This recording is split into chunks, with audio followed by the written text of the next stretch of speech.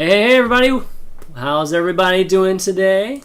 Welcome to Pro Corner episode 101, our new beginning. We're again, I know we had a new beginning like about five episodes ago with Andre, but we're starting a brand new angle, just a new initiative, and it's going to be a lot of fun. And thanks for you guys to come and join us for the very first episode, and kind of checking out the pre-production that we just did for the first time. I think that's the first time we've ever done pre-production on Pro Corner. But yeah, so let me first off just introduce all of us, just for folks that are just tuning in for the first time. I'm your host, ChanmanV. I think all you guys from Pro Corner, obviously, I'm the original host and everything. To my what is it? Right? To my right is Mr. Gretorp, ASL caster. I think all you guys know him. Former player, GM player right now. What else? Former coach of It's Gosu. What else, Andre? What am I forgetting? That's about it. Caster, commentator. I like to theorycraft a ton. Theorycraft extraordinaire. Very handsome. Me and Dario used to be boyfriend and boyfriend. Brothers. Boyfriend and boyfriend. Well, used to be? What do you mean? Oh.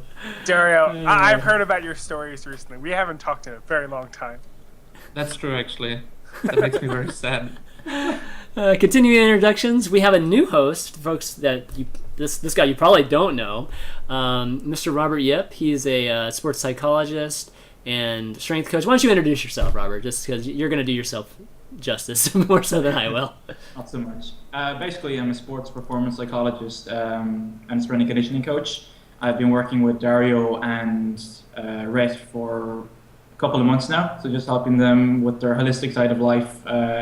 Everything outside of the game, so there will be no build order talks, no timings, nothing like that, nothing strategic, just to do with the time up until you actually start the game, and then from the time you finish your next game again. That's pretty much it. Awesome. And our guest today, as you can see, is Mr. LiquidTLO, who's, for what we're going to be doing here, he's just the absolute perfect guest, quintessential guest. So I figured it would be just fitting to really kick off all this stuff with Dario coming on here. But what's up, Dario? Appreciate you coming on, man. Yo, no problem. It's my pleasure. It's going to be a fun show, I think. Lots of stuff to talk about. Yeah, it's going to be awesome, man. And I think that the other times you've been on the show, we've definitely touched on a lot of these things that we'll be talking about just throughout this entire process. So.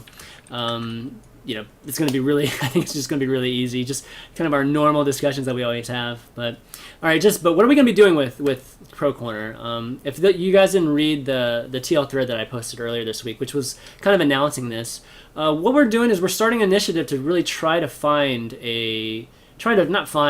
develop an efficient regimen for players in the West.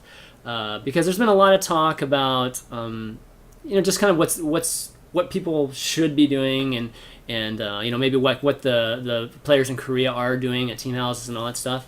But I feel like there hasn't been anything that's been focused purely on what the players are dealing with, and just what the lifestyles are like here in the West.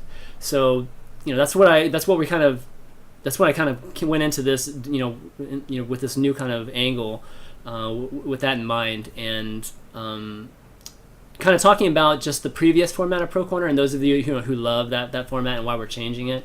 I kind of felt that the whole having players come on and talk about strategy, as much fun as I had with it, I feel like it's not as unique today as it was maybe like a year ago, because the players like Dario himself, they're doing a wonderful job talking about gameplay and strategy on their streams.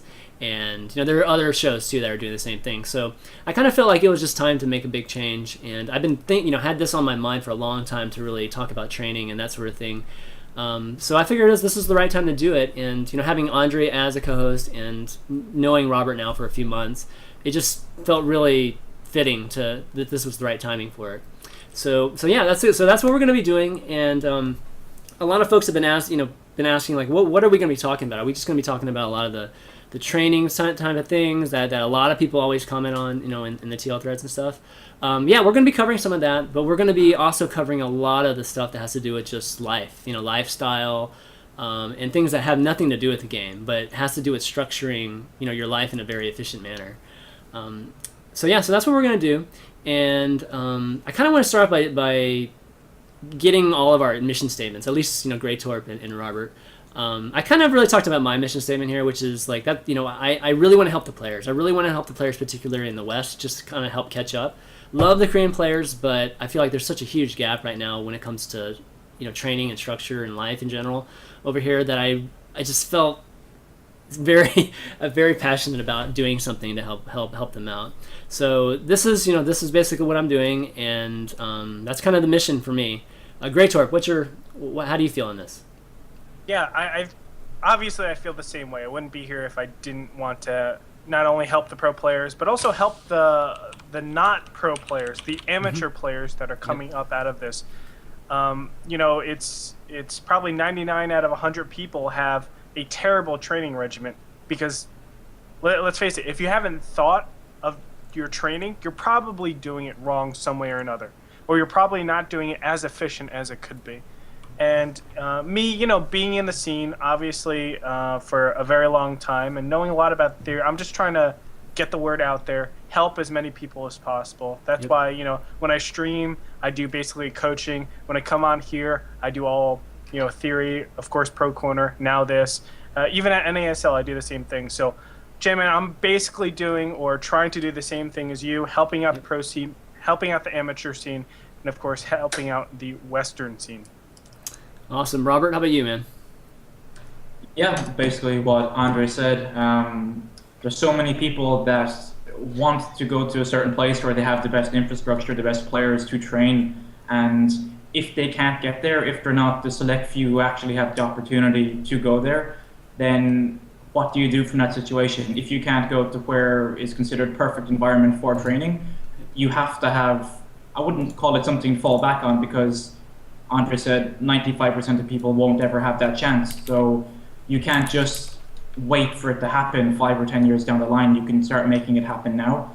It's literally everything that you can change can contribute and help you with actual playing. So eating, exercising, goal setting, planning, increasing your support network, they're all linked directly to StarCraft if that's what you want to do.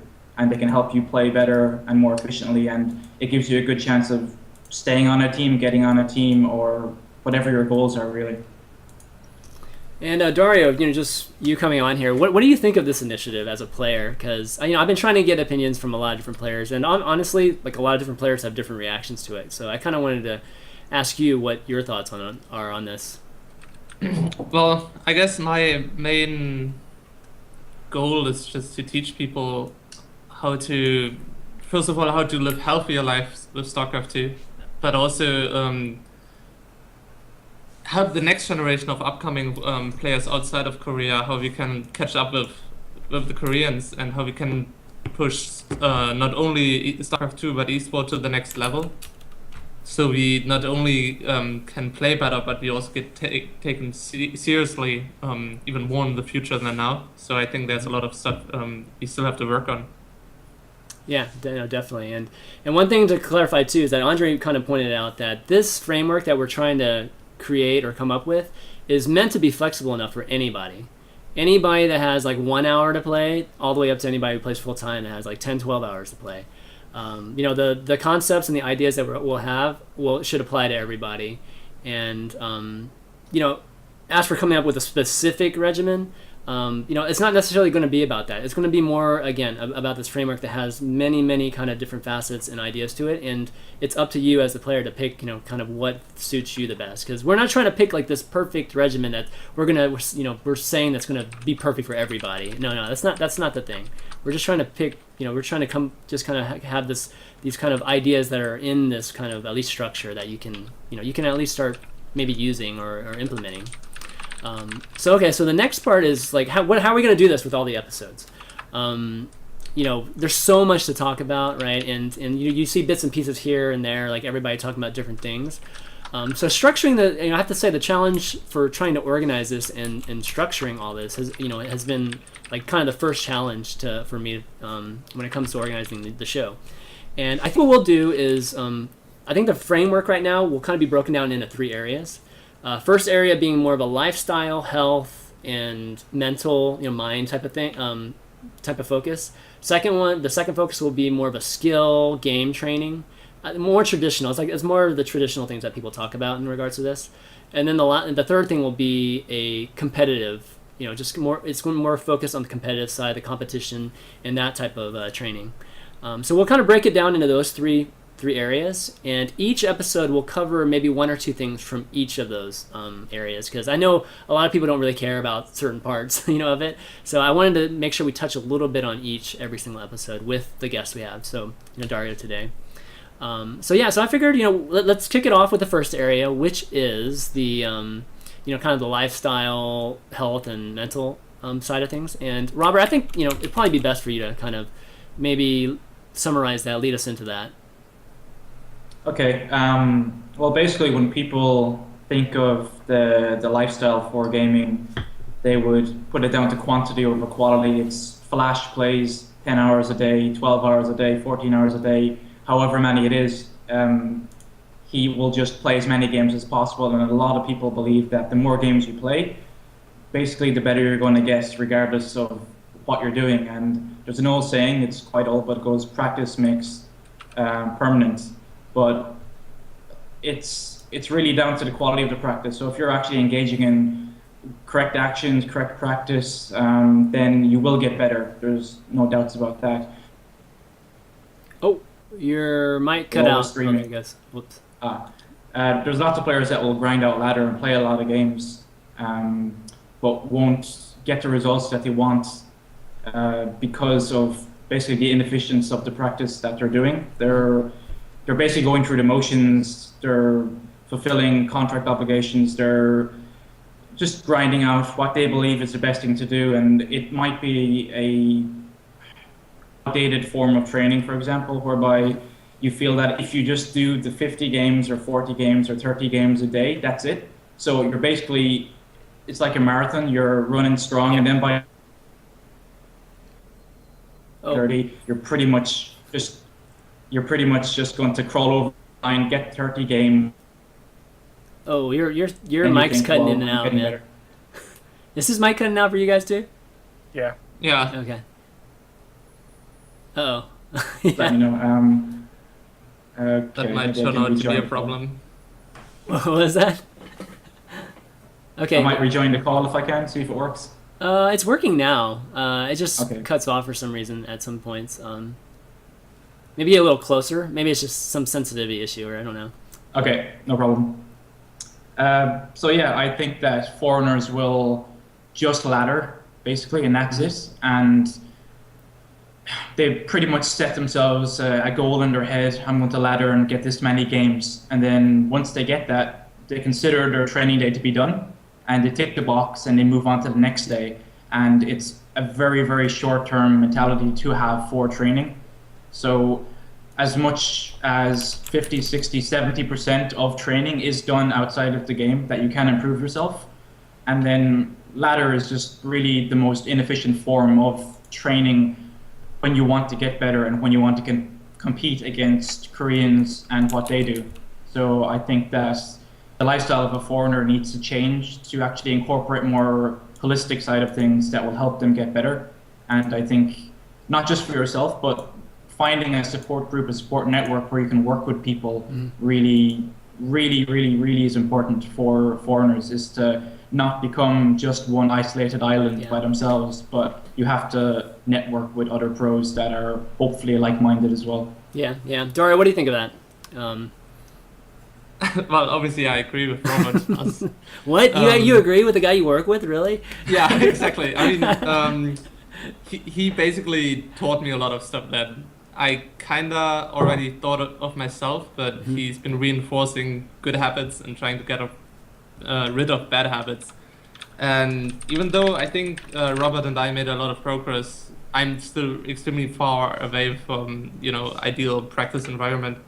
So there's just so many bad habits that you take on like in the years of gaming, and I've been playing kind of competitively for a very long time, not on a pro level, but on maybe a semi-professional level, if you could call it like that, or on an amateur level.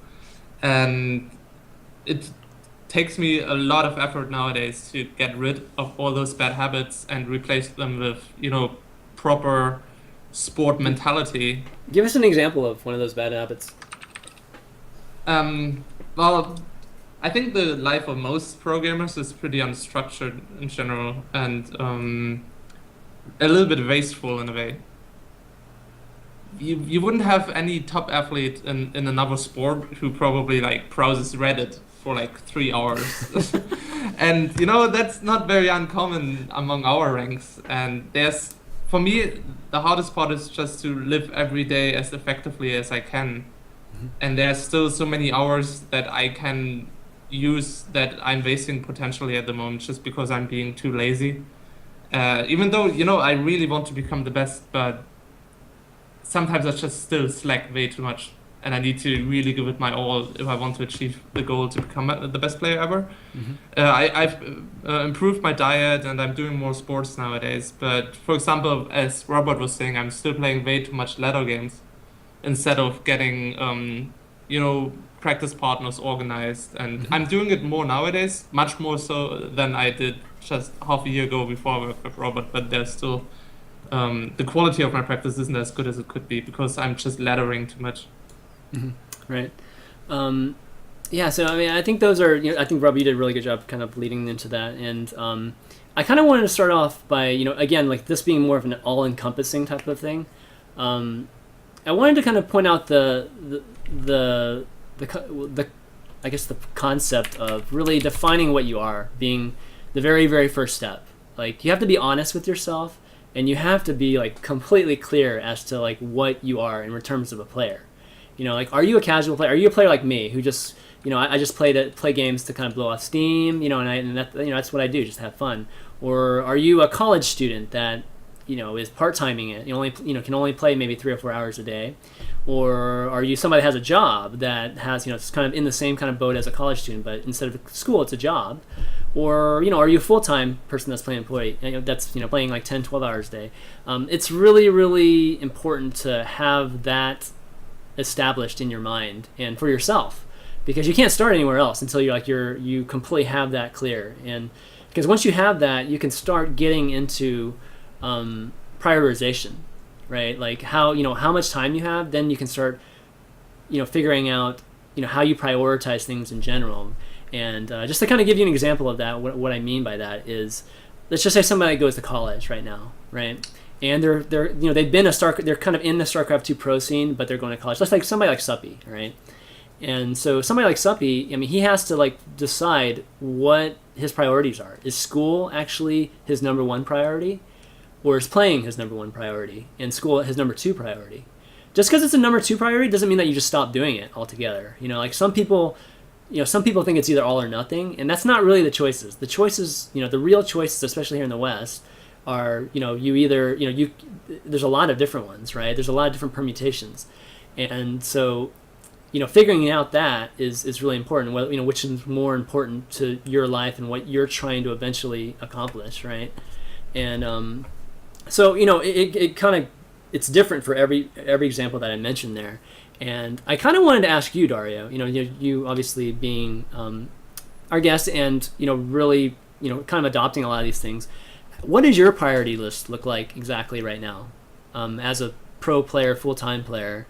Like, how do you list these things? Like what are these things, and how do you kind of rank them, like 1 to 10 or however it is right now? Okay. Well, I think my main priority as a person and as a player at the moment is to make sure I become the most efficient mind and body in a way that I can have, or to get the most efficient mind and body, because I think that applies to everybody in not just in sport but in every profession or just in general in life, that the best thing you can do is to invest a lot of time into yourself, in your well-being, in your mind and into your body, because the way I see life and the way I see skills is that everything has factors. So one factor is training, and I can raise that factor by playing better and becoming, you know, training more. But that factor is gonna be multiplied with a base number, and that base number is me. And if I want to get the highest score in terms of becoming the best person, I have to not only raise the factor of training, but also the base score of what I'm actually capable of when it comes to myself. And I think practice-wise, I'm doing pretty all right. My practice factor basically has risen a lot, but my base score still needs to be increased. So I still need to become more healthy. I still need to become more focused, and I think I still need to, be less lazy when it comes to living a more efficient life in the way that, okay, every day I really only sleep 8 hours because sometimes I sleep 10, or some days I have a tournament and I drink alcohol 2 days before, and that's bad. So I don't think I have like a priority list at the moment. I'm just trying to full on fight everything. So I'm not sure if a priority list completely works for me as a personality type, but it's something that maybe Robert and I still need to figure out more. Yeah, but you kind of see the concept of the priority list, though, right? Like, because when you prioritize things, especially stuff that's not game related, that's how you determine how much time you actually have to dedicate towards the game, right? So if you have a job, right, that pays your lifestyle, I mean, you have to have your job, right, to live life. Obviously, that's the number one priority. No matter what your passion is or whatever, you have to sustain a life, right? So you have to subtract, from whatever time, pool that you're talking about. Let's just say those 8 hours, like, to begin with, right? And then from there, we all have to look at our everyday lives and prioritize things and see how they line up. And then in the end, you'll be able to see exactly how much time you have to play. And that's why it's different for everybody. Like, some guy only has 1 hour to play. And, once you kind of figure that out, that he only has 1 hour to play, well, then we can start prioritizing what he should practice on within that 1 hour, right? So prioritization is going to be a common theme, guys, in all these episodes. But I just kind of wanted to touch on it just a tiny bit, like in this first one. Yeah, Andre, you have any thoughts on it? Because we haven't got your... I think what you touched on right there was really important, because a lot of people that are in the amateur scene or whatever scene they are in, they have to look at it as, how many hours in the day do I actually have to do the things that I want to do? For instance, like, I'm at NASL. That's 8 hours, 8 to 10 hours, let's say. Yep. I'm sleeping 8 to 10 hours as well. So let's just be conservative and say that's 20 hours right there. I need an hour to 2 hours to take care of myself. Just, showering, going to the bathroom, cleaning up the house, whatever it might be, right? Like, that's 1 to 2 hours. Eating, I should probably include that. And then when I'm kind of left with it, I have maybe 2 to 4 hours to really work with that I can play StarCraft if I don't have another commitment, right? Like, you also have a girlfriend that you have to, or a boyfriend, whatever it might be. You have your family that you have to take care of. It could be anything, right? You have to look at how much time you have and then say, okay, I have this 2, 3, 4 hours. How can I put all of these hours together in one group and then focus on StarCraft to make that part of a prioritization system? Because if it's an hour in the morning and then an hour at night, you're really not going to do anything with that, right? Maybe you can get in 1 or 2 games in between, but really you want to pull everything together and make it very concise. And I really, really like how you incorporated that, Chanman, because I think prioritization is important. Also, realizing what you can prioritize is important as well. Yeah, it's an important life concept, guys. Like, it's not even just has anything to do with StarCraft or gaming in general. I mean, everybody, should have this kind of prioritization to have a very efficient life. It's like, for me, like, I know exactly how much time I have to, do my job or do these kind of shows or, spend time with my kids and that sort of thing. Like, I've kind of gone through this process, so I know exactly how much time I have. And if things have to slip sometimes, if these shows have to slip and that sort of thing, then they have to slip, and I'm okay with it because I've kind of gone through this mental exercise. It's the same type of thing, when it comes to structuring these kind of things for players. It's just a way of being not content, but being okay if things, if things don't quite go accordingly, I guess, or just like work out for you sometimes. At least, you kind of know what the process is and what the plan is. And so you can be very focused as to what you're doing. Robert, how about your thoughts? Pretty much the same as the rest of the guys. I think that people should prioritize depending on what situation they're in. So if you're in college, some people will prioritize college ahead of StarCraft, or StarCraft ahead of college, depending on what they would like to do when they get older, or how they see the potential chance of getting a job from each is. If you have a family, then people will put family ahead. Generally speaking, guys that are pros in a very professional scene will have their sport at the focal point, at the very, very top, just alongside family. And then they'll have friends and social events and everything else underneath, so that if there was a friend's birthday but they had training, because their sport is ahead of that, they're basically going to go and train. They're not going to go out drinking, because that can affect one night, 2 nights, 3 nights, depending on how much, whatever you do. Yeah. So they will push their sport ahead of almost every other prioritization. So except for family, and that would be important or urgent family events, like, you know, problems in the family. So they would put their sport forward, and that's why they're professionals, and that's why they're at the highest point of their game, for example, like in basketball. So I think if you're in a team house, for example, you have a lot less to worry about. You don't have to prioritize, I need to stream to make money, I need to do this and do that, I need to go get groceries. You might have someone doing it for you, for example. So your first prioritization is StarCraft. Second should be StarCraft. And basically, if you have it that way, you're going to train all the time. You're not going to do so much. It's not the best holistically overall, but in terms of grinding out very good players, if you have a lot of people doing that, then you're going to get a lot of good players coming out of that environment. So I think people like Dario, people like Soppy, people that are very, very young that have no team, they're all very, very different, but they all can prioritize something ahead of another, and that's how they get to choose what they should do really, in the long term. I mean, there's no right or wrong answer, guys. I mean, if you prioritize the game above family, that's fine. You know what I mean? Or people prioritize things differently, and there's really no right answer to it. You know, there's no general, oh, you're a shitty person if you like prioritize. No, I mean, it's just, you know, it's the life you want to live, and, you know, and you have every right to do it, and there's no right or wrong to it. You know, you'll probably excel in certain things that you prioritize higher than others, right? And that's kind of how it works, you know, in life.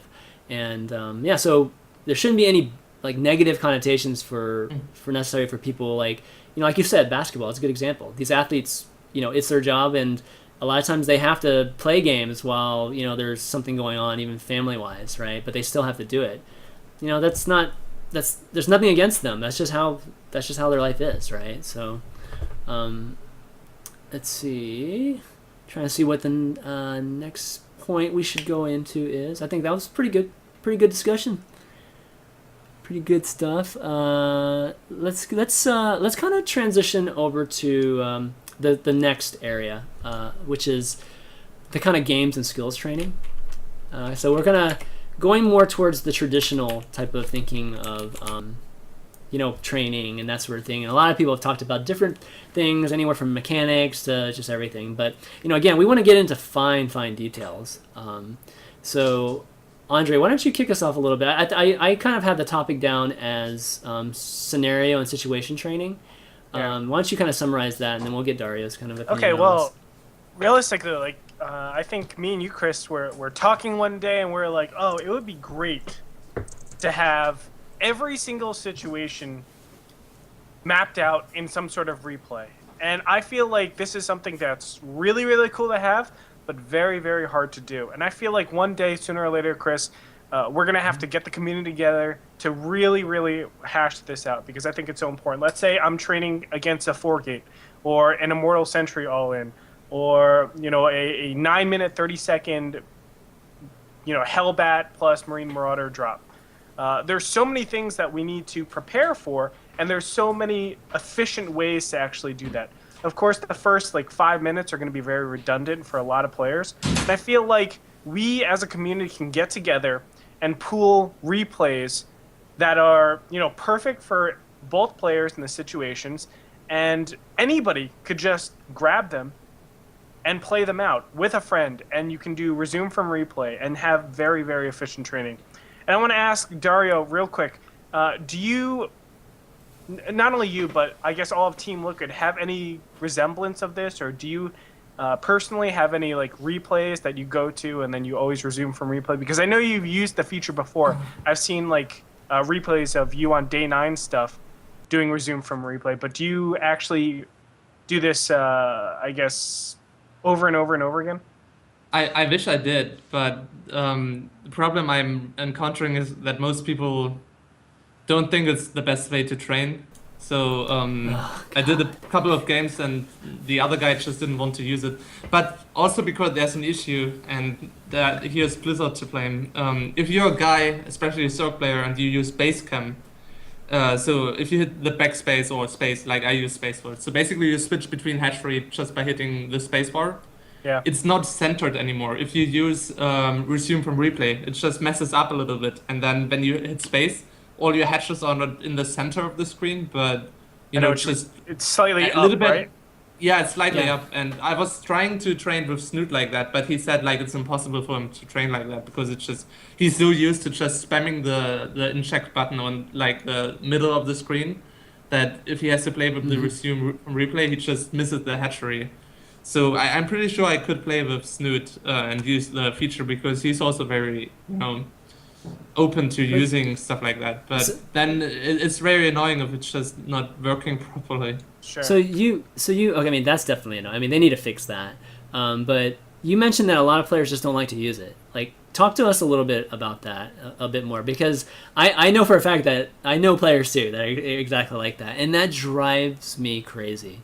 Like that they don't get that because Dario, we've even had conversations about this in the past too, right? Like when you were Well, I on think the show. the biggest problem we have in the Western scene is everybody is looking at the best players, which are Koreans, but they're not necessarily the best players because they're training the best. They just have by far the biggest talent pool. They have by far the most people who are really committed to wanting to become the best pro gamer in the world. And they have the best players, which helps other people become better. So if you're already the best, you have the best training conditions just because you can train among the best. But that doesn't mean they are training the smartest out of all. At the moment, they are just the most committed. But our best chance to actually come close to their skill level is not by copying them, but by doing something better than them. And Or that's different. the biggest problem. Just- or different. Right. Well, Yeah. I would say better actually. Yeah, okay. Say better. Yeah. It is, right? Like we can look at certain training regiments and give them a number. Let's say 0 is bad, and then there's some X number that is the potential highest point, the potential peak of what we can actually learn from this training session. And I feel like how it stands right now, even the best training sessions have a really, really small peak compared to what it could be, right? Or a potential peak to what it could be. I think that's what we're trying to explore right now because let's be honest, we don't have the infrastructure or the time to match what Koreans do at this point. Yep. So instead of training as much as they do, we need to train more efficiently in less time with a higher peak value. And that's what we're really looking for. That's the training regimen that we're looking for. Yeah. And we're just going to explore that, of course, in the coming weeks or coming months, as long as we do this pro corner. Yeah, and this replay archive, that's what we're talking about, right? I mean, it is something we will do. Like, we will do it. I'm telling you right now, we will do it. Like, I'm going to figure out where to store these things, and we're gonna need the help of all the community to do it. Like, obviously, the more scenarios we have has a lot to do with how much you guys can help us out, and we'll do the vetting and all that sort of thing. But I want to have a public archive that any player, any of you guys, any of the pro players can use and have situations defined in them. And can I just say this? Because I know the community is really, really interested in doing stuff like this. What you can do, if you want to mimic pro play and you just don't have the mechanics to do it, don't be afraid to play it on slowest speed, right? Don't be afraid to do that because we can change the speed. So if you want to get your execution down perfectly, which I think you should be doing that anyway if you're not like master diamond level, you should really be playing on a slower speed and then working your way up. But play on that slower speed, get all your mechanics down so that it's usable at that pro level play. That's a perfect way to do that so that you don't forget like a chrono boost or an inject or a mule, something like that. So that way everybody can use this open source replay system, and it's at the perfect relative setting compared to your opponent or compared to the pros. Yeah, yeah, exactly. And I mean, that's a really good point. I mean, I don't think I've ever played on slowest speed. So, even thinking about, from that standpoint is kind of pretty cool. But hopefully you guys that maybe still, well, if there are folks that still don't understand why we're talking about replay archives, I mean, it's just the simple fact of you don't have to waste that 5, 10, 15 minutes to replay some scenario that's in mid game or late game. You're saving that much time every single time. People that are just like let's just say somebody wants to work on, I don't know, just Protoss wants to work on, let's just say Naniwa's Fourier timing. Just that mothership mothership core Fourier timing, right? And that's what you want to work on. Well, if you're going to be laddering, even if you get the right matchup, it's not even guaranteed you're going to get the right matchup, all right? But even if you get the right matchup, you're not guaranteed to have a game that's even played out, to the point where you want to even test this, against. I mean, for instance, like some guy could just exploit you, like over and over and over, and that sort of thing, and you don't even get practice, so you just wasted, however many minutes or however many, even like an hour or whatever, and that just you got nothing out of that, right? So, this kind of replay, this kind of like specific kind of scenario training that's why it's efficient. It requires you to have a playing partner, and that's a whole other thing we'll talk about, just kind of networking and that sort of thing. But that we're just kind of really talking about that concept, at least for now. Dario, what are your thoughts? You got anything going through your head right now? Yeah, I just think in general, as you're saying, the biggest point we can change in the foreign scene is that we just need to have more custom practice.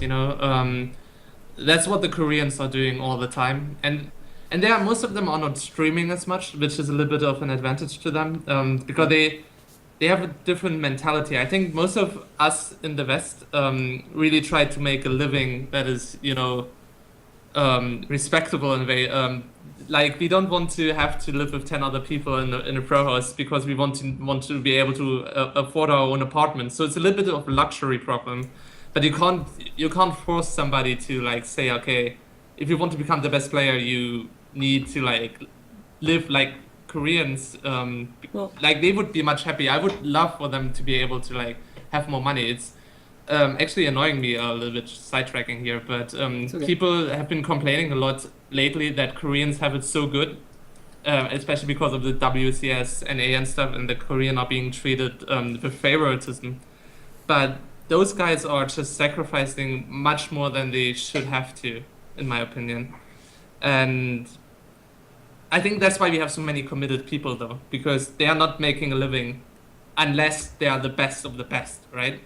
And that forces them in a situation that either they train so hard that it hurts and that it's not healthy, and that they make it to the top, and then only a very small percentage of them actually makes it to the top, and everybody else is screwed, especially in Korea, where it's extremely hard, to if you don't have a degree and everything, especially as a young person, to find a job is very difficult in that situation if you're an ex-pro gamer who just didn't make it. And that's why, like, okay, wait, I need to order my point here a little bit. What I'm trying to say is that people shouldn't tell us to like copy entirely what Koreans are doing, because I think it's not the best way, and we need to develop more as a scene to get beyond the point where people have to live with 12 other people in the same place to train. But we also, when you're not living with them, you still need to take away what's good about that you do a lot of custom games with other programmers, that you communicate a lot with other programmers, which is perfectly possible if you have your own apartment or live with 1 or 2 other programmers. People just need to do it here, right? It's easy because we have the internet and we can communicate via that, as being proven right here. Yeah, exactly. You bring up a lot of the Korean, just kind of differences with how it is in Korea. I mean, it's actually good. But one thing I did want to, implore, I guess, with the show, at least starting out, and I'm not saying don't talk about it, okay? We should, if it happens that it comes up in the conversation, absolutely talk about it. And we'll probably talk about your experience in Korea, too, at some point, Dario. But I really wanted to implore people to really not compare what we're trying to do here yet with what's going on in Korea with the team houses and what their structure is, because I really wanted a very free, more of a a free approach, or just a more open approach with no preconceived notions as to what's right and wrong. Like I want us to come up with the freshest ideas we can come up with as to what we think is just purely an efficient training regimen, right? Or life regimen in general, and not like, oh well, if we did it like this, or we just kind of like, we're trying to like fit their model into like our lifestyle. It's not going to be right, or efficient, because of that. And one point that I did, that you kind of made, you mentioned there that was really good too, is that people in the West have to stream and that sort of thing, and it kind of gets back to prioritization. A guy who works, let's just say, at an accounting firm or something all day and then comes back and plays. Well, that's not that different than the guy who has to stream, 4 hours, 5 hours, 6 hours, and they have to stream their practice. It's a little bit better because obviously it's StarCraft 2 related, and you are practicing, your mechanics in a way and that sort of thing. But it is still your job, and I don't think people look at it that way for the players. And I don't even necessarily think the players necessarily deem it that way in their heads sometimes. Is that streaming is your job, and so it kind of it's kind of different from the standpoint of they're not really full-time players, in a way. They're partially streamers too. You know what I mean? Like streaming is not playing, guys. Like it's not professional training. So yeah, but the thing is that you need to make a living. No, I'm not saying you don't. That's the problem. Like, yeah. Of course. No, Yeah. I know. I'm not think being it's offended. perception. I'm just Yeah. explaining to the guys Yeah. because most people who are streaming at the moment, we do it, we do it for our sponsors, and we do it to have a higher income. Mm-hmm. Yep. So I could have the trade-off to say, okay, I'm not streaming, but then I'm gonna make much less of a living. So it's a hard position for StarCraft 2 programmers. Right now we don't have many tournaments that have so much prize money that even if you make it to the top 32, you have a regular income. In other big sport, if you're on that level that you make it to a round of 16, round of 32 all the time, you're gonna have a pretty okay living if it's a big sport and well-financed sport. But in StarCraft 2, we still need to find those ways to additionally finance us, which is why we have to find the perfect balance between not streaming and having the most quality practice, or streaming so we can have an additional revenue, right? Yeah, right, exactly. And again, I don't. There's nothing wrong with that. It's like I don't. It kind of drives me. It gets under my nerves a little bit when the public really gets mad at you guys for streaming versus training, that sort of thing. Because again, it's like that's kind of what we're talking about in the West. Like you guys have to stream a little bit more, whether it's like the teams implore you to or not, right? It's just part of this kind of lifestyle that we're talking about, and so we should treat it that way. You should treat it as if it is work, so it's not part of the training time that you're allocating yourself. So that 10 hours streaming isn't necessarily counted as 100%, as part of training. So I think that's kind of important to delineate there. All right, so we were talking about situational training, but kind of that's the thing. This is the first episode, so it's just so easy to kind of just talk about everything because we have kind of like a blank canvas, right? So, which we should do. I'm not saying that we shouldn't, but it's just that's one thing that we'll have to check ourselves from time to time. The consensus would be yes, it's good. Right now, Blizzard needs to fix their shit, but eventually, it is the correct way to go about. I'm not saying 100% of your training, maybe 30 or 40% of your training would be that. I'm just throwing arbitrary numbers, but it should definitely be utilized, right, Dario? Yeah, absolutely. There's no reason not to use it. And I think 30% sounds like a pretty good number. It's still good, for example, to ladder, even though custom games are more efficient. But you want to have, let's say, maybe a base of 40% of your games should be ladder games, just so you have a big variety of people you play against, and you feel familiar with lots of different build orders. Because the danger of just playing with, let's say you have 10 practice partners you play over and over against, you might feel very comfortable against all their builds, and then you lose to a much inferior player against a build that you've never seen and that just freaks you out. So that's what ladder is really good for, I think, especially to get used to players who are not quite as good as you, so to make sure you don't lose to those guys in tournaments, because you feel comfortable with all the random stuff that people are going to throw at you. Yeah, absolutely. Nobody's saying that you shouldn't ladder practice. You definitely should, and it's for those reasons you're talking about right there. It's just I think majority of the folks do almost all their practice on ladder right now, which is just completely inefficient. And that's probably one of the biggest things that could reap a lot of rewards right from the start, is really just reducing that percentage, kind of moving that slider over. But it takes work. It takes infrastructure to actually have that happen. It takes each of you guys really having, a plan of reaching out to other players. Like, a good example is I hope he doesn't mind me mentioning it, but Gosu User, he messages me from time to time when he doesn't have like a Zerg to play. Now he's in Europe. He was asking me, do I have any contacts that I could, maybe put him in touch with to help practice ZVZ with. We just need more players that are open to that sort of thing and not so prideful that they won't play other players. And sometimes it's not prideful. Sometimes they just don't want to like run into that same player in the tournament, and have him already kind of know your style. Yeah, but can I... Go ahead. No, interrupt anytime you want, dude. Yeah. That's an interesting point about you making that some people don't want to play me because they're gonna meet me in a tournament. But what you should think about as a player is when you practice with one guy, it's a win-win, lose situation. So when you practice with him, you two guys become better and everybody else loses. Like, two guys benefit from it and everybody else doesn't get anything out of it. So if you have 10 custom partners, you're always going to be in the win situation while everybody loses when that is happening, right? So I think the notion of that, saying I'm not going to play with you because I might meet you in a tournament, is really bad. Because if probability-wise, it's not very likely that you're going to meet that one guy in the tournament. It's much more likely that you're going to meet everybody else in the tournament. Agreed. So it makes perfect sense to have a lot of custom practice partners, because they just get a tiny percentage of their practice against you. But when you practice with like 15 people, you get the majority of your practice with all of them. So the math just works for you, really. Yeah, and it builds your base skill in general, because where we want to be is we want to be at the point where it's just purely, the mechanics are all even and it's purely game theory and gaming each other, and that can be mixed up, whether you're playing a guy a lot or not, as long as there's different choices and permutations that you can have. But we're not even close to that. We're not even close to where our baseline is even on par with some of the other people in the world, particularly the Koreans. So I just don't see how folks, don't see the benefit in it, just practicing with other people. And I think from the majority of the time, I think everybody probably has had a practice partner at some point.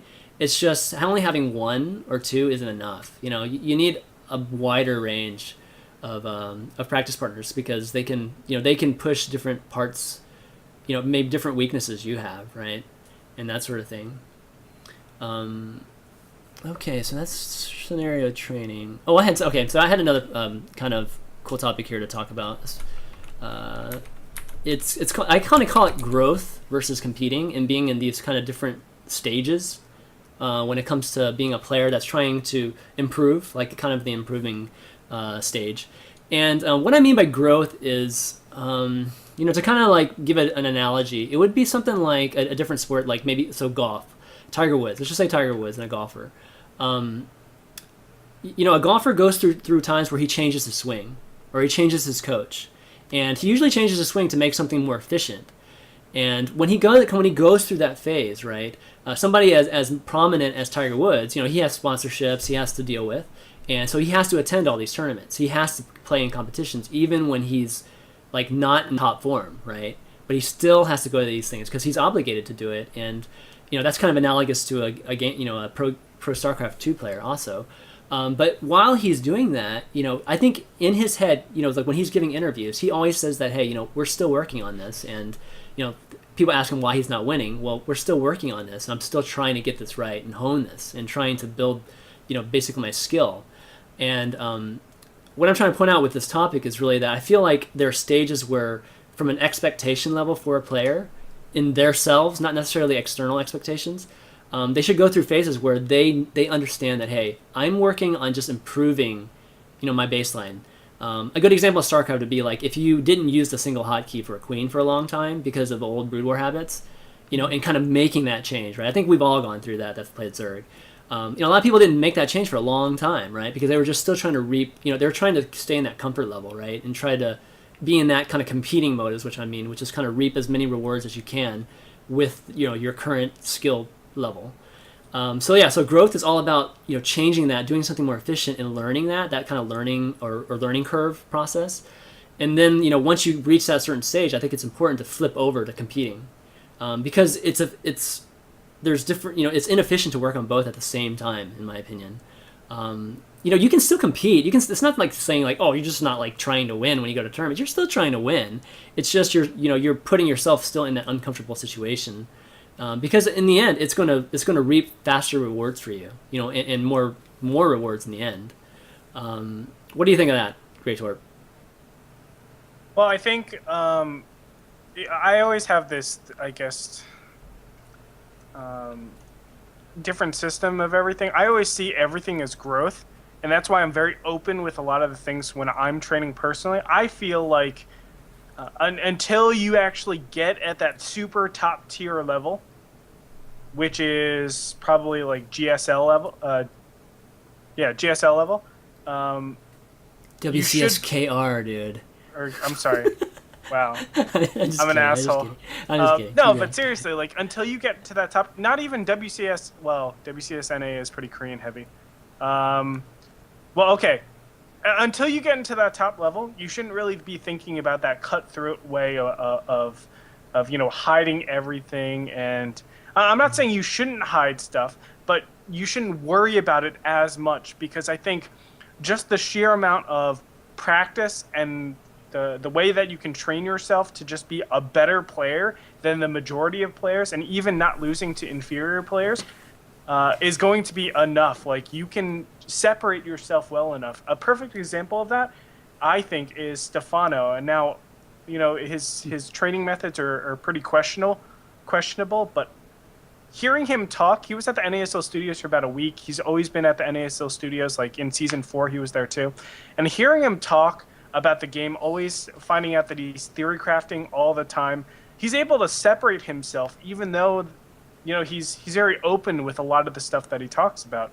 And I feel like he's not like hiding stuff. He streams still, he does this and that, and he's still relatively really, really strong in the foreign scene. And I feel like he uses everything. He uses DreamHack, he uses WCS as a growing tool. Yes, he's competing, but it's just a product of him growing so much, right? He's not really thinking, okay, I need to hide everything, I'm going to hard counter him game 2, yada, yada, yada. He's going through that growth cycle. Now, I'm not saying you should completely take out the competing side of thinking, but growth, I think, is the number one priority whenever you're going into anything. That should be at least 70% of what you think about in your play, in your career. Yeah, and this is a really good thing too, because I think there's one thing in regards to Dario. Like, I know the way you are as a player, and I love like a lot of things that you do.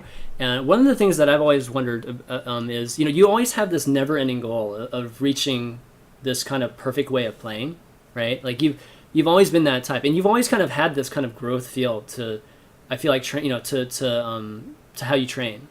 And and because of that, some of your results, you haven't gotten too, you have a very systematic way of looking at results and seeing improvement and that sort of thing, which I think is great. But I've wondered, just Robert, you and Dario, I mean, do you guys talk about things like that at all? Or, I mean, Robert, just like let me get your opinion on it. It's kind of different, growth versus competing. I would view them as overlapping but kind of separate, in that you should always look to be in a kind of a growing phase, but at some point you have to choose when to stop consciously and decide when you're going to compete. So it might happen that DreamHack Summer comes up and you want to work on something and you're in a growing phase, and you choose then to say, okay, I'm going to go into a competing phase just before DreamHack Summer, or I need to do a lot of growing, so I'm going to kind of work through DreamHack Summer, use it as a great experience for me competitively. So that's the really kind of simplistic way of putting it. I guess in a more structured form, mainstream sports will have periodization. So they will work on one thing at a time. So they'll work on agility and speed, or strength or endurance, and then tactics, for example. And they wouldn't work on speed and agility along with strength at the same time, because you reduce the benefit of one or the other. So StarCraft could be the same as that, whereby you choose something that you want to improve on, and then you improve on it, and then you pick something else and you improve on that, and then eventually you get to a point where, okay, I've got to stop experimenting, growing, and all that sort of thing. I've got to start refining what I know, and then you test it out competitively, and then you come back, reevaluate, feedback, etc., and then you go back into the growing phase straight away. There has to be a time of growing where you're picking something to improve on, but then at the same time you have to go, okay, now I'm going into competition. I need to like laser-like precision on what I've been kind of what you know, molding. Yeah, exactly. Dario, what were your thoughts? I think Robert made a really nice point about the whole competing and growing phase. Especially with the example of DreamHack Summer, I had the same experience with myself. I'm not sure what it was anymore, but there was one hotkey I wanted to change, and was DreamHack Summer was only 1 week away from that, and there was something that I felt wasn't optimal. I've been changing my hotkey layout a lot over the past half year, and I'm not regretting it. It's way better than it ever used to be, and I never basically took a change back. But there was still one thing that wasn't quite as good as it should be. I don't even remember anymore what it was because it's all muscle memory now anyway. But I basically consciously decided to change that one hotkey, even though I knew it's better to change it. And I'm gonna be a better player when I do that. But I would maybe be a better player in 2 weeks and not in 1 week. So I had to make a short-term decision there to be, okay, I want to be the best player at DreamHack Summer. Yep. And after DreamHack Summer is done, I'm going to change the hotkey, which is going to help me improve a little bit faster. But I just delayed that improvement for 1 week because I knew the tournament was coming up. And you kind of have to make decisions like that all the time in StarCraft 2. Robert likes to call StarCraft 2, well, basically it's like, compared to any other competition, it's crazy because in normal sport you train for very few competitions a year, while in StarCraft 2 you have a new major international tournament every single month. Every week sometimes.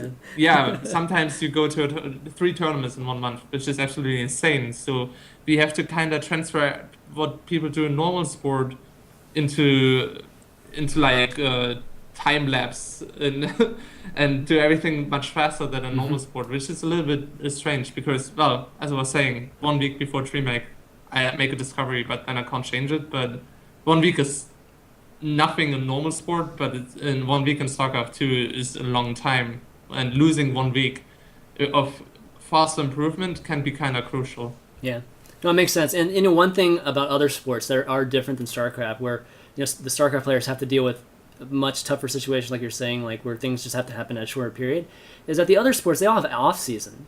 When they're playing during the season, they don't have much time to hone anything. Like they're kind of in that competition mode for like 7 months in a row. And then they'll have that 5 months, 4 or 5 months where they're off season, and that's when they're like, if they're going to, even just from a training standpoint, they're just, want to put on some more weight, they can do it during that. They can hone, like a basketball player can go work on their three-pointer shots, just like shoot 1,000 baskets every single day during the off season. The StarCraft 2 player has no off season. I mean, At one point they had like maybe 2 months at the end of the year, but now it's like tournaments all throughout the year. So you either have to choose to skip tournaments to simulate that, or you, again, like you said, you have to just kind of have these very small durations, or maybe the changes can only be small because of that. Mm-hmm. I think skipping tournaments is good.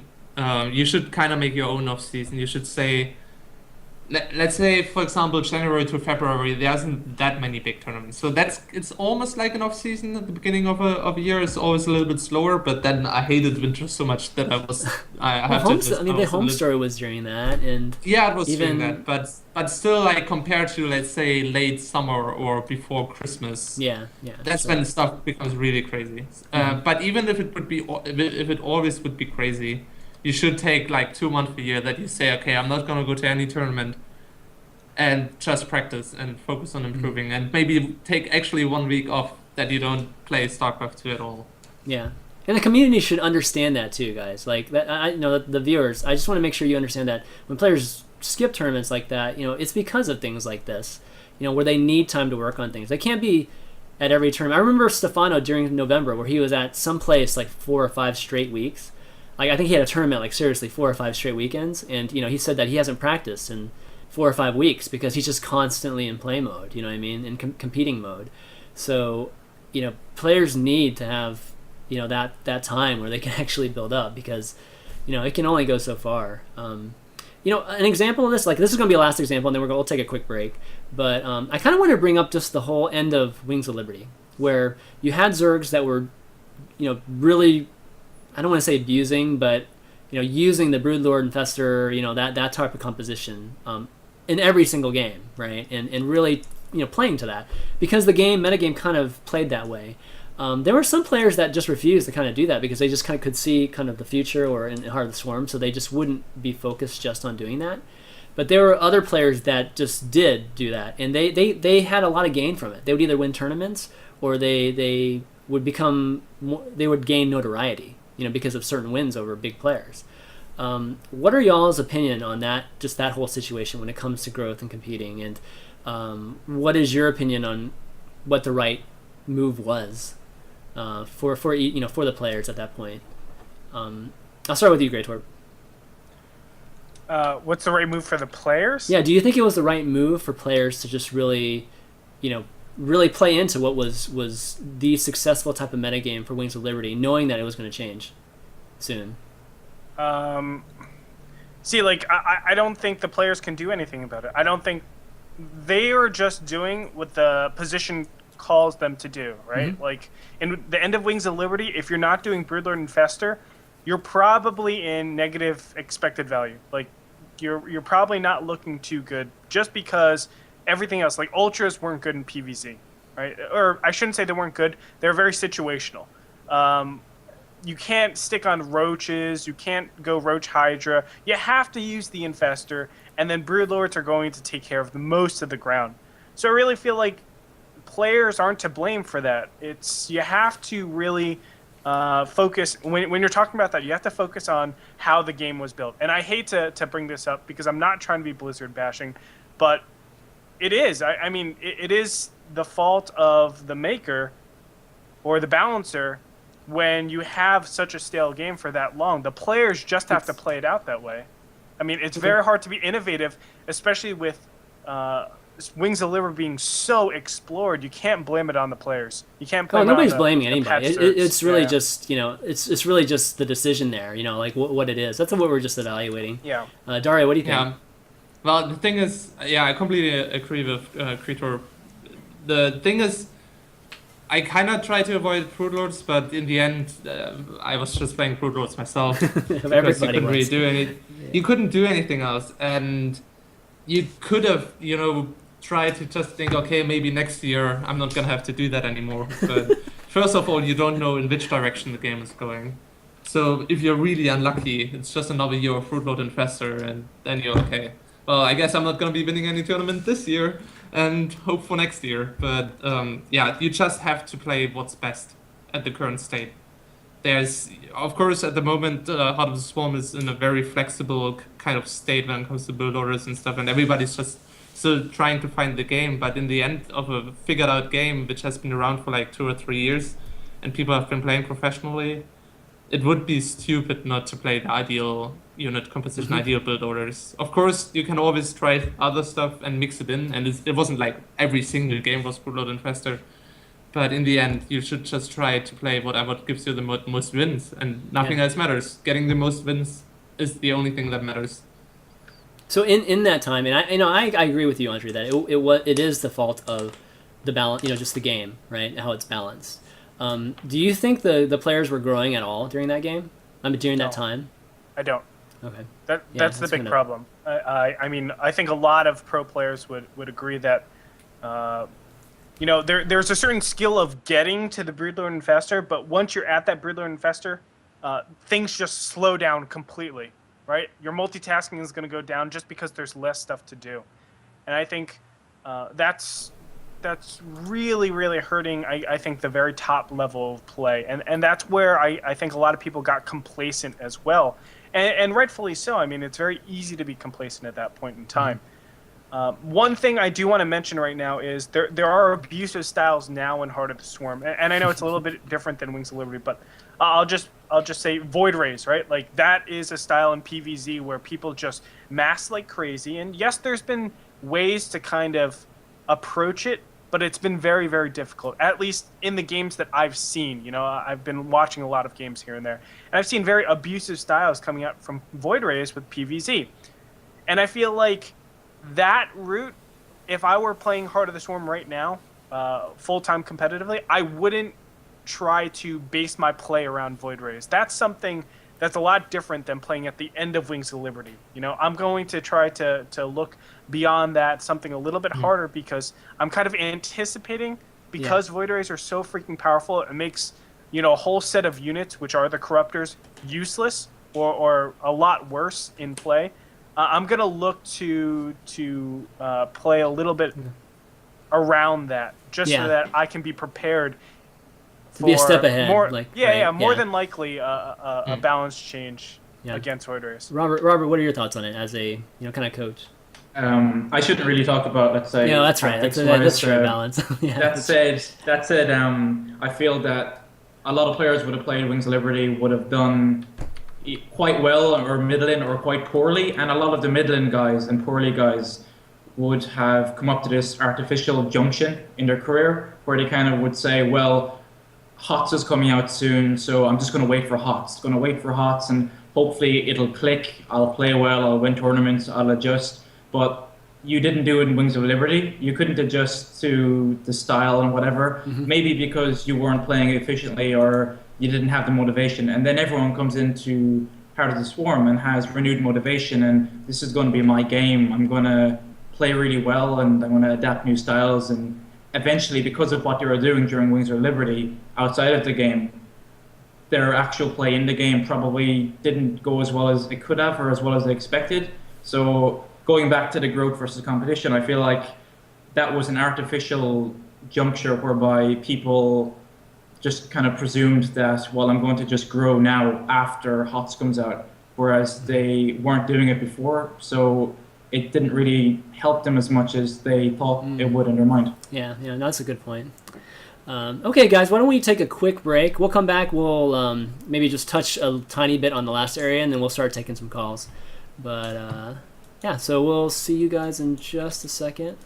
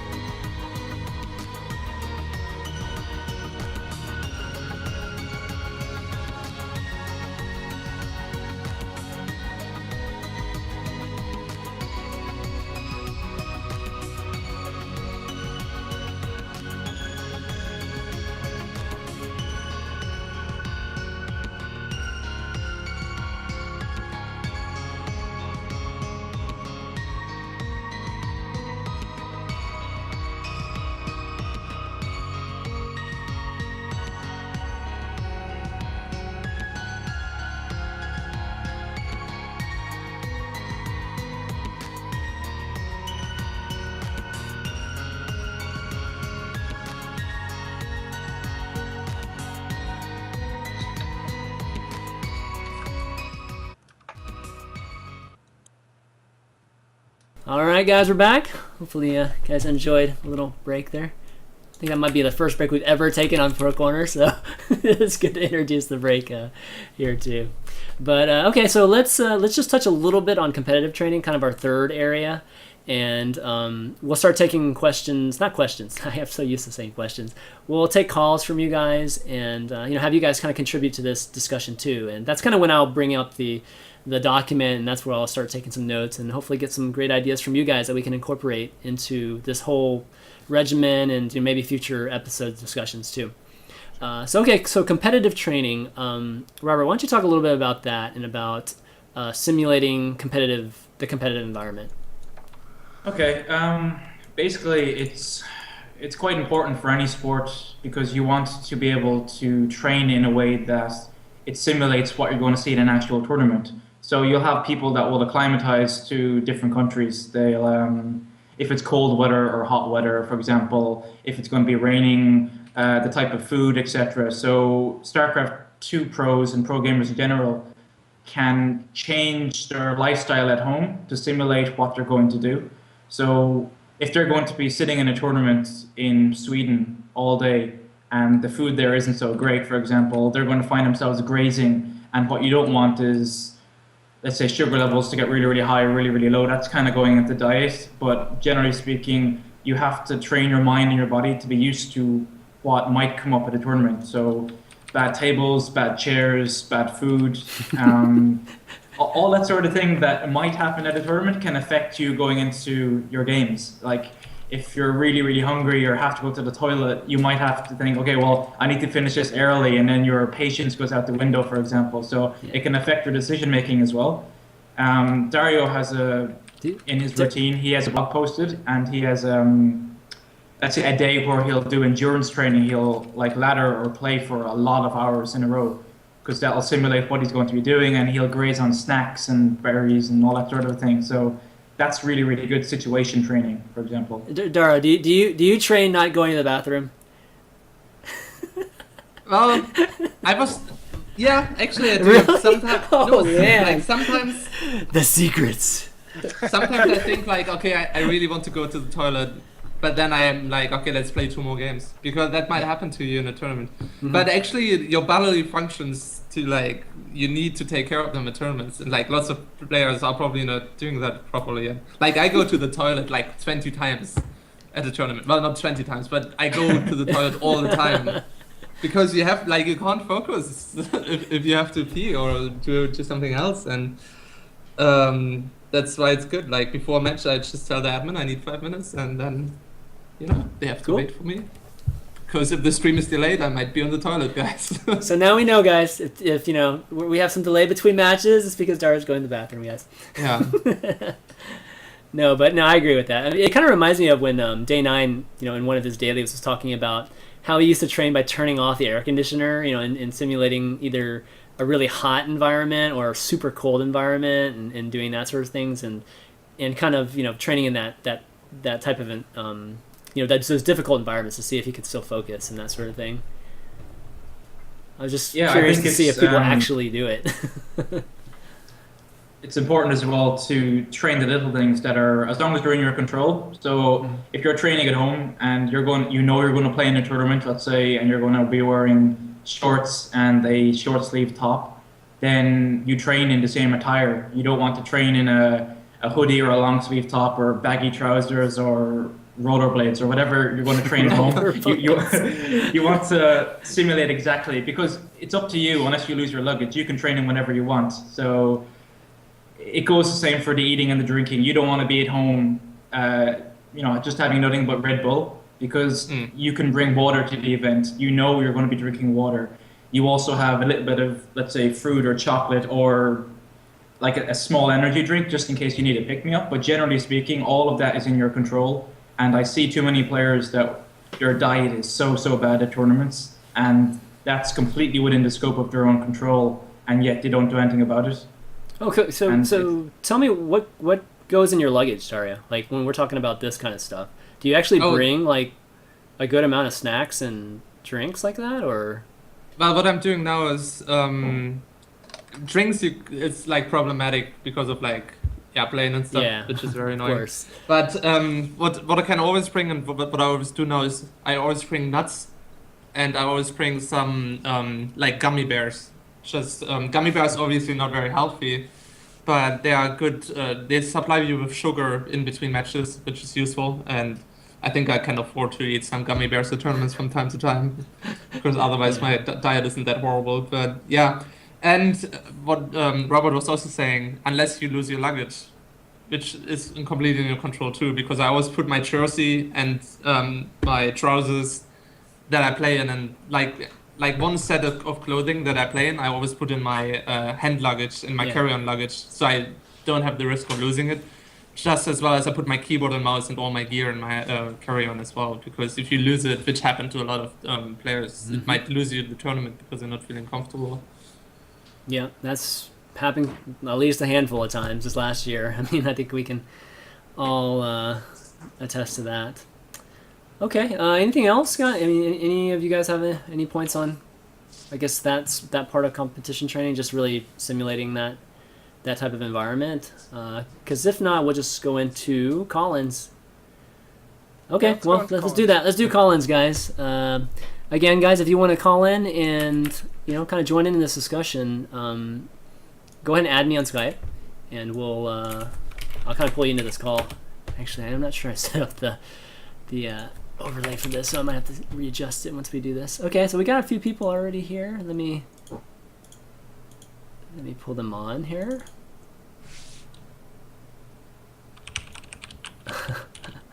Okay, we got Epoch here, and I'm gonna have to fix this. I'm gonna have to fix the overlay here, guys. So be patient with me.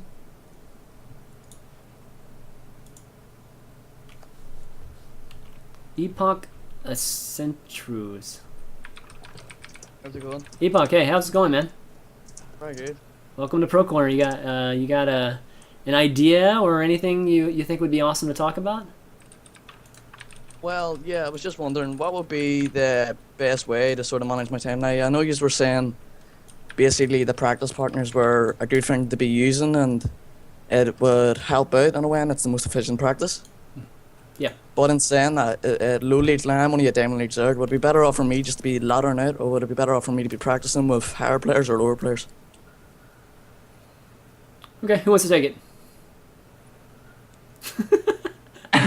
Well, okay. I think you should always try to seek players who are better than yourself, because you just picture it as a race. When you have somebody running in front of you, it's much easier to run faster than your normal average because it kind of drags you, and it's we are herd animals, and it's just easier to run after somebody than be the front runner. Mm-hmm. And so you should always try to find some people who are better than you, but also still practice with people who are the same skill level. You don't gain that much from training with people who are worse, except that you get mechanical practice. So yeah, I think it's always try to seek out the best practice you can get. I think there's something to be said too, is that when you also say like practice with somebody that's better than you, there's a certain level of how much better than you that you can't go over, because once you go past that, then it's not efficient. Like there's no point in you playing them because you're not gaining anything out of getting crushed every single time. So there's something like that. But what I would ask an employer to do is like definitely ladder. If you don't have like a network of friends or a network of people to play with, just go play some ladders and play games. And if you lose to somebody like a really close game, just message them afterwards, and say like, can I add you? Like I remember when I was playing a lot, that's how I would get practice partners, and it's great having like 5 or 6 guys that you can just start up a game with sometimes and practice like just some build that you learned and that sort of thing. So definitely be open up to asking random people.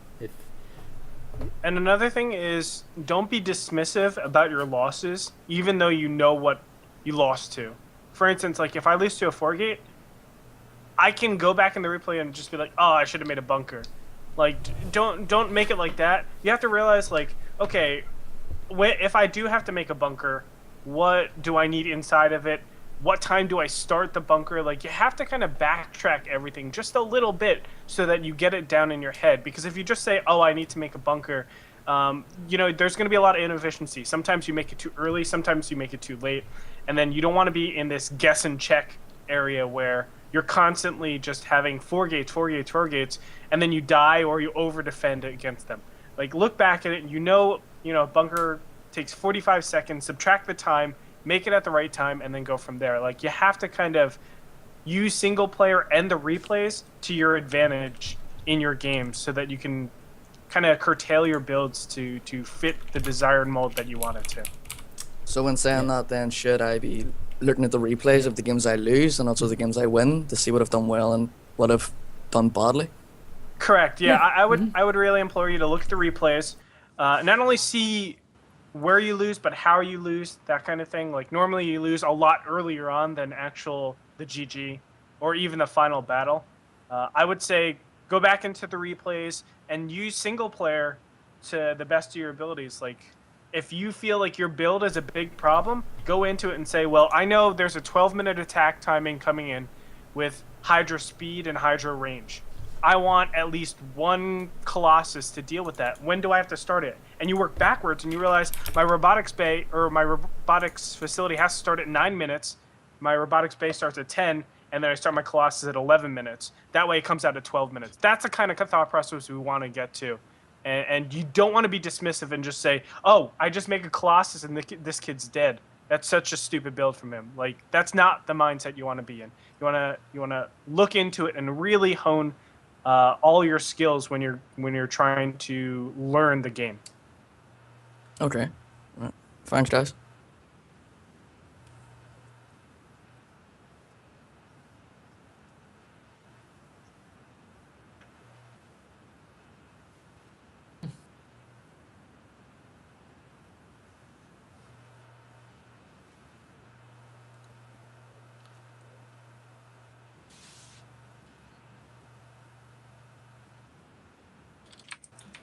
I think we are muted. Oh, yeah. Whoops, sorry. Frankie Voids Macalorum. Oh, I don't think he's here, so let's put on another caller.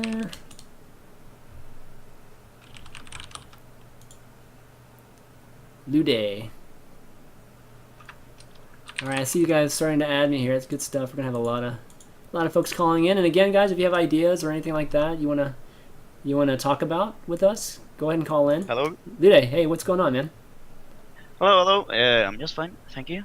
Awesome. How are you guys? Good, man. Welcome to Pro Corner.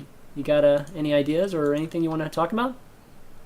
Yeah, I got a question for TLO actually. When did you know that you wanted to start with pro gaming, and what gave you the encouragement to do so, and so on?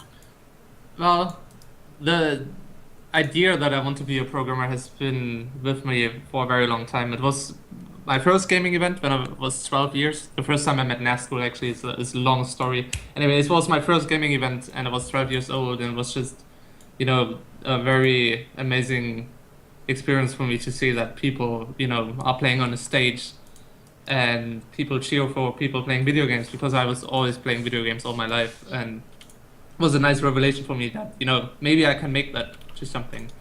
But so I got the idea when I was 12, but I couldn't really pursue pro gaming then. Most LANs in Germany were for 18-year-olds only, and I was 12, so I couldn't really go to any tournaments and stuff. And I didn't have internet.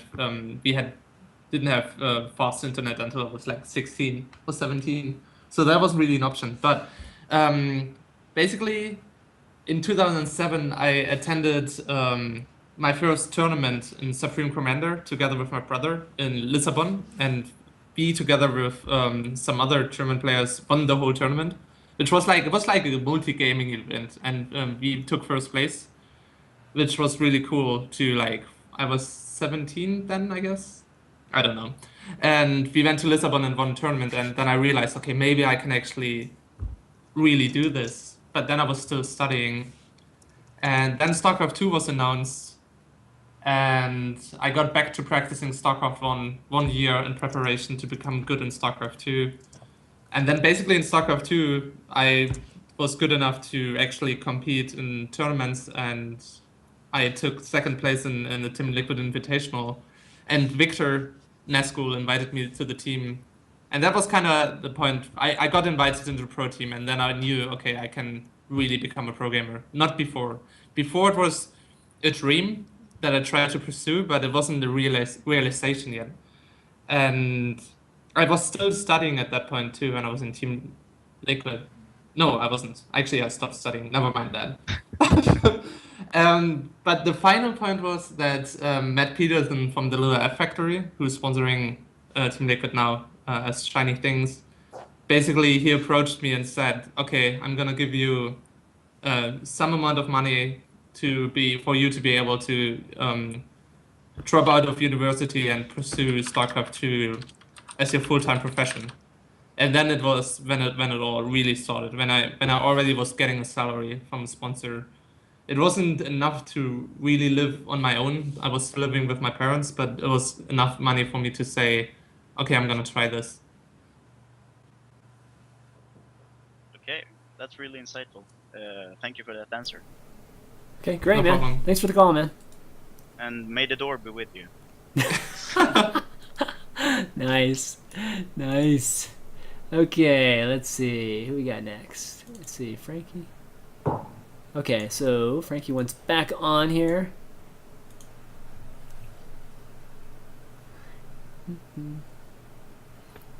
Yo, Topman. Hey, Frankie, what's going on, man? Welcome to Pro Corner. You got any questions or ideas or anything you want to ask us?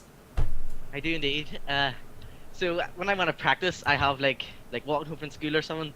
I say, right, I'm gonna practice from like this time to that time, but then I always like procrastinate, if you know what I mean. So like I would play like 10 games in a row or something, or not even like 5 games in a row, and then I'd go on and like go to Reddit for like a couple hours or something like that, and then just takes away from a practice hours, if you know what I mean. Is there any way where you can stop that, or like, you know, stop procrastinating? Yeah, stop going to Reddit. So it took two. That's It true. it really kind of is like that though. You just have to have the discipline. You just every time you go on Reddit and you tell yourself, okay, I would rather be practicing. Try to stop procrastinating and practice. It's just something you have to teach yourself. And there are some plugins for browsers, I believe, like Chrome and Firefox and Opera, I guess, as well, that you can download that limits like pages. So you can download a plugin. I don't know what the name of it is. You just need to Google for it. And then you can say, okay, I can only go on this page for 1 hour a day or like 30 minutes a day. And if I am over that limit, it just shuts down and you need to like type 500 words without making like a single typo or backspace for it to unlock again. So I think you should look into those plugins. I think they're really useful, and I used to use them like a year ago. Maybe I should actually start using them again now that I'm thinking about it. Yes, Yeah. dude. I tend to agree. Your analysis. All right, man. Thanks for Right. the call. Goodbye. Bye. Later. Yo. Wow, he's got a cool accent, dude. If I only had that accent, I'd be killer. I think Robert is like attracting all the people from Ireland. Yeah, they're all calling in but not talking to me. Exactly, man. We need some questions for Robert and Andre here. Matt?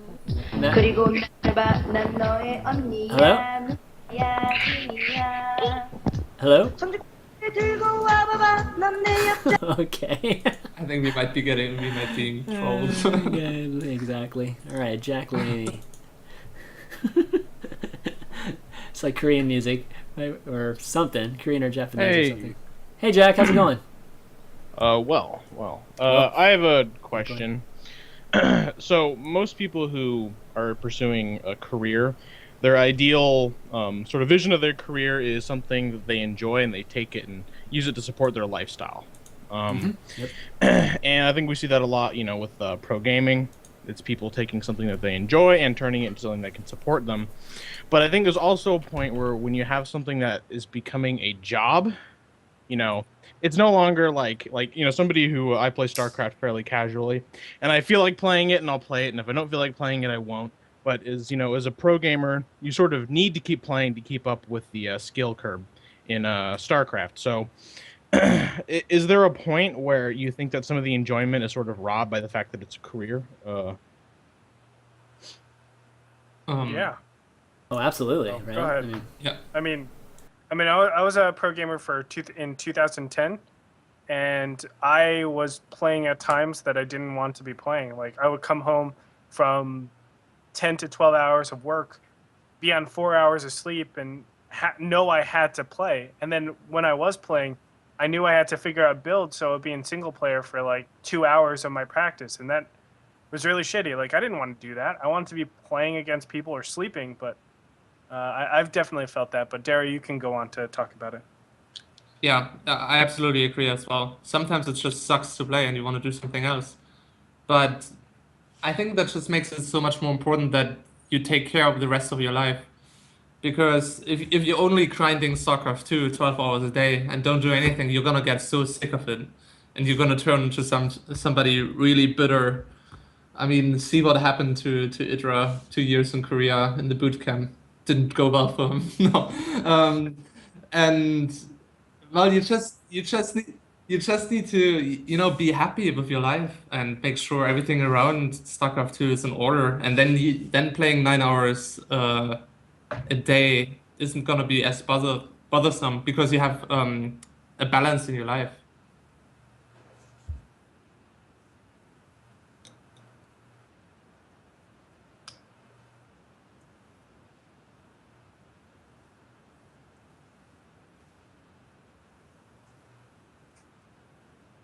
Oh, it's muted again. Is it muted? Sorry about that, guys. I'm muted. Yeah, so I was just saying, like, that's one of the things that we will discuss a little bit even more in depth in future episodes, which is to, include other things that aren't StarCraft 2 or other games that you enjoy too, so that you can, continue to be, happy individual, right? Like, Dario, I know you like to read, right? And things like that too. Yeah. And it's important to schedule those things in this daily structure that you create for yourself, because playing 12 hours straight, 10 hours straight, nobody's going to be happy doing that. Not even Flash and those guys. I mean, I don't think will eventually not get just burnt out, from doing it. Yeah. Is that good enough response, Jack? Or Yeah. People are saying it's still muted. Is it still muted? Shouldn't be. It's a little delayed, I think, but Okay. no, there shouldn't be a delay. There's no delay, but no, it shouldn't I be. think that's just trolling. They're probably Yeah, trolling. exactly. All right, Jack, thanks for your question, man. Yeah. Yep. Okay, that's a good one. There was somebody that wrote me earlier this week, and it's in this document right here that I'm showing. He actually asks what you think are the positive effects of taking breaks, like meaning, just stepping away from the game for maybe a week, or something like that. Do you see that as something that is positive, and do you see that as something that players should do like every so often? I think Robert can probably. Yeah, Robert, you should answer probably. that best. I think it's good to schedule it into your routine. You need kind of times where you can let your brain reboot and you can start thinking about things outside of StarCraft, because if you're training a lot, if you're playing a lot, and if you're doing a lot of your outside time is taken up by StarCraft, you need to refocus on other things so that when you come back with a fresh mind and a fresh outlook.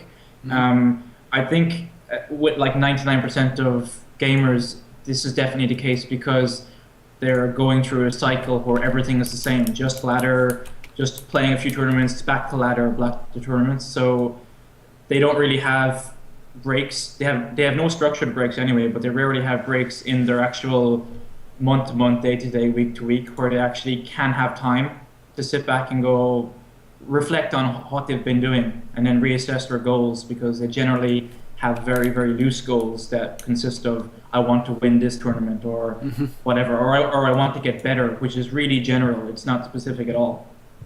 I think.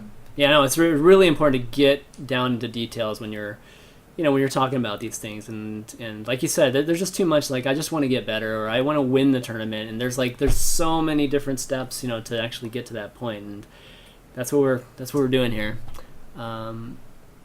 Good question. Okay, Brett Gowdy has a question. Let's see what I think that's how you pronounce it, Gowdy. Yeah, that's it. Awesome. Hey, dude, how's it going, man?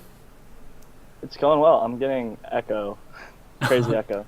Yeah, you probably have to mute the stream on your end. There we go. Okay, this is for TLO, and I was just curious, how do you go about making builds where you use like swarm host drops in the main, or swarm host to contain at the third base and make that effective? That's always a very hard question for me to answer, to be honest, because I think I'm not somebody who engineers builds in a way that I structure them from scratch. I just do them. Whenever I think of something, it happens in the game. It rarely ever happens to me that I'm not playing a game and I'm just eating or reading and I'm like, okay, this is what I'm gonna do. It's just I'm playing a game and I let my hands do like the magic. So I'm not somebody who like just plans it ahead. I'm just trying to see the options I have in a game and try stuff out. And sometimes, I just have fun playing the game instead of just doing the standard way. Sometimes it just doesn't work out, and then I just do trial and error. I see what works and what doesn't work, and don't let myself be limited by what's popular build orders. Just do whatever you want and see what works or not. And one more thing, do you think we'll ever see Baneling drops in the mineral line or Baneling mines work like they used to with Cool or Fruit Dealer?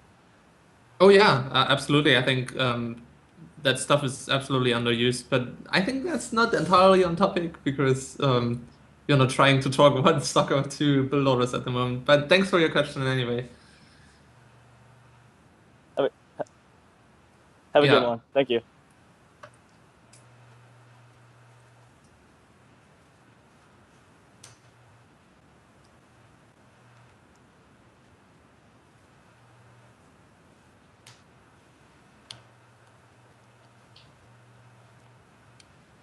Are you really muted, or are people just okay? Oh God, I'm gonna have to get used to not muting myself. Gosh, I'm so guys, I'm muting myself when I'm typing. That's why I'm muting myself so much. So I'm gonna have to get used to doing this. But Promise is calling in. Let's see. He's been like radio station calling in. So we'll see what he does. Hey guys, what's up? How's it going? What's up, man? Pretty good, man. So my question it's going to go a little bit towards TLO and a little bit towards Gretorp because I understand he used to be a professional player back in 2010. And it's going to be basically, what do you think is the most challenging part about being a professional player? You have 3 options. First option is 1, staying motivated, 2, staying healthy, or 3, finding the right practice partners. And this is a question that can go to Dario and to Gretorp. You want to start? You can start. I have to think about it. Okay, I wanted to think about it too, but I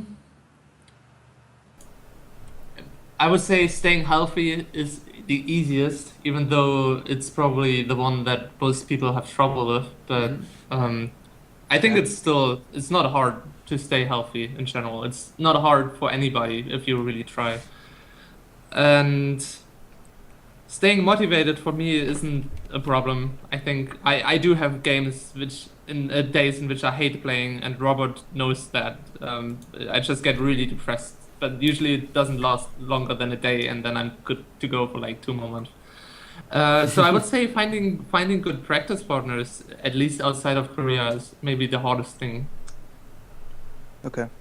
Yeah, I would agree with that. I think I as well think that staying healthy is actually really, really easy. When I was a pro player, I was also running like 6 miles a day. Since then, like I stopped being a pro player, I gained like 60 pounds and became the biggest fat ass ever. So I think that was definitely a lot easier back then. I love the game, and it's never been a motivation problem. Sometimes I hate playing, just like anybody else. It's just too much sometimes, too much of the same thing. But lately, I haven't lost that motivation at all.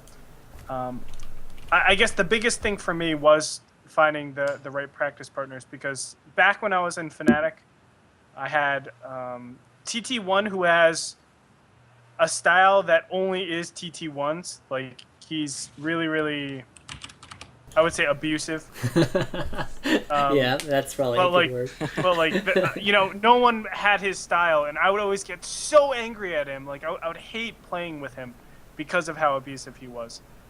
and he was my main training partner. Kawhi Rice has like a style that is very proud. Like he refuses to ever cheese. So you can be abusive to him. So it was like, well, I'm doing TT1, what TT1 does to me.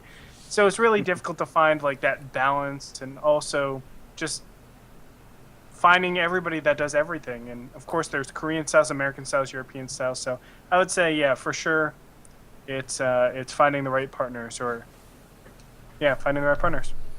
Okay, I'm gonna ask a question to Robert. I'm sorry, Chris. Just one more question. That's cool. It's not a troll question. It's actually like a serious question. What is the least favorite thing you like about being TLO's coach? You can be honest here. TLO, I'm sorry, man. I'm putting you on the spot. But, I kind of want to hear this. That's all right. No filter, bro. Unfiltered, you mean? Yeah, exactly. The least Wrong show. favorite thing I'll get there. is probably the fact that I'm not based in mainland Europe. It would be much handier and easier to have a lot more FaceTime with the person you're working with. Skype is really, really good, but to actually, if I could pop over for a day or a weekend and see how he's getting on, and it adds it's a better element to it, because I know that pro gamers, even if they're on a team, they're not physically connected to the team members or to the managers. It's all done over Skype. So a personal element, if you can meet up with your pro player every once in a while, is really good. So I try to go to tournaments whenever I can and meet up with Yas and Dario. So it's nice to get that. If you didn't have that, you wouldn't have the same effect. So I think that's the worst thing about it. That's a very sitting on the fence answer. That was a cop-out answer. I like it. All right, guys. Thanks for the question. I'm looking forward to the future shows. Good luck. Okay, thanks, Nor. Thanks. Thank you. Man, that's like saying, man, like when you're going on a job interview and they ask you, what's your weakness or your worst attribute? Oh, my worst attribute is when I work too hard. Too much. I work too hard, and I just like too I lose track of time because I work too hard. Okay, Breaker Rush. He has let's see, he has some comments about. Okay. Is this troll? Is this troll? not muted? It's not muted, I think. It's not muted. It's not muted. That's gonna be the running joke the rest of the way through. I need a button that I can just like use there. Breaker Rush. I guess he's not around. Oh, well, got lots of callers, which is really cool, guys, because I want you guys part of all this. Breaker, we'll take you next. Oh, Keewan's there too. Cool. Frederick, aka Toady. Frederick, you there? Yeah, I'm here. Hey, welcome to Pro Corner. Hey, thanks. I have a question about to anyone who wants to answer, but about aggression and tilting after losing a lot on the ladder, and just games, how you deal with it. I heard Gretorp was talking about how you look into a replay after a loss and so forth after a win, and how you just look at it to not tilt so much after a big losing streak. Robert, you gonna take that? Yeah, sure. I think the ladder is terrible for that, because as soon as you finish a game, win, lose, or whatever, you can just click find a match and go straight into another game. There's no period whereby you can think about the game, how it happened, and how it makes you feel. I know that's very psychological, but it also can be dependent on your mentality. So if you're someone that believes that, well, StarCraft can only be played macro style, take bases, always build runes, get to the late game, then that's not the best mentality to have. If you're someone that goes, well, 2 racks, cannon rush, whatever it is, they're all viable options, because you win after 6 minutes or 60, it doesn't really matter. I think Koreans have that, and if you go to Korea, you will, because there's a lot of all-ins, you build up a resistance to the effects of all-ins and cheese, for example. So players like Dario don't really view it as cheese. They view it as, well, if you can win in 4 minutes, then that's better than playing out a 40-minute game, for example. Okay. And I just want to add one thing, because I've been subject to a lot of rage lately after playing Zerg. It's actually funny.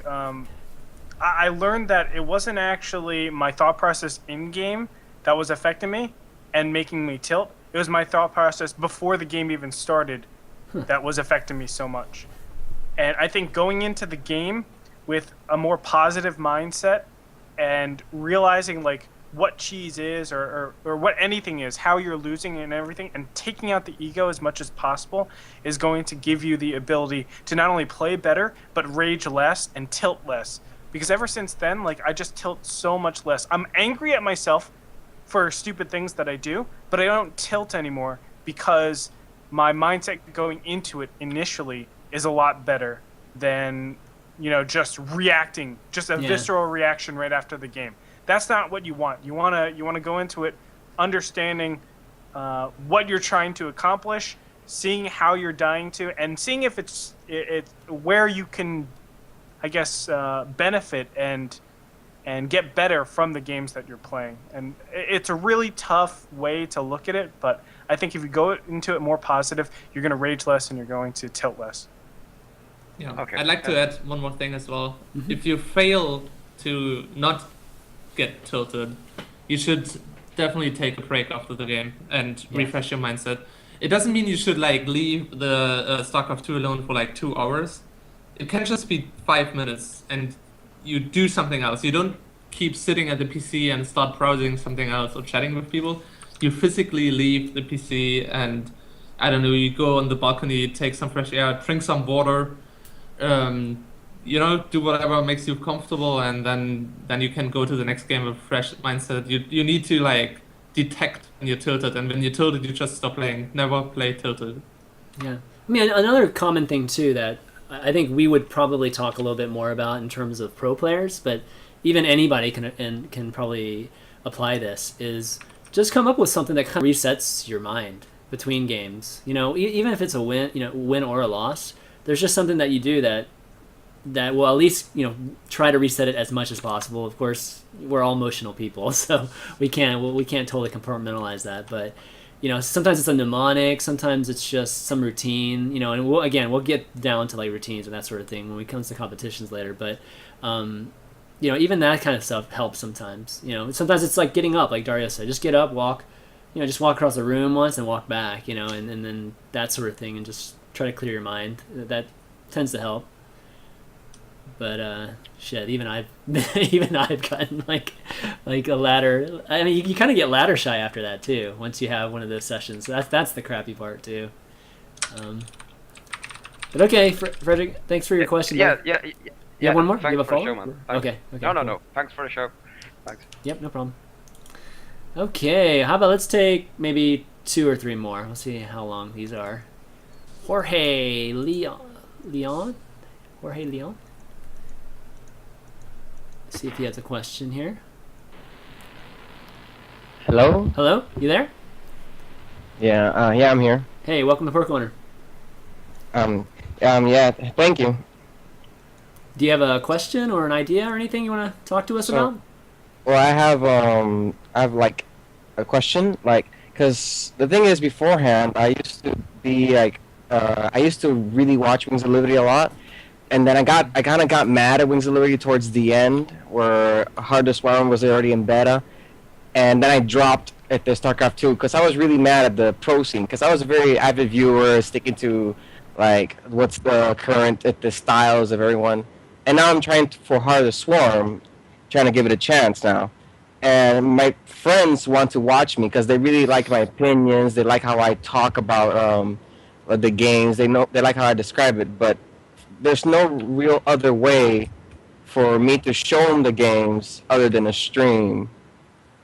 Like, I was wondering, like, if there's a possible way, like, for Blizzard to implement, like, a spectator-friendly, like, like something in game to show friends. Like, you can have an option to turn it off, so you know, if you're a player, you can turn it off so you can't be spectated, or if you have it on, you can be spectated by your friends and such.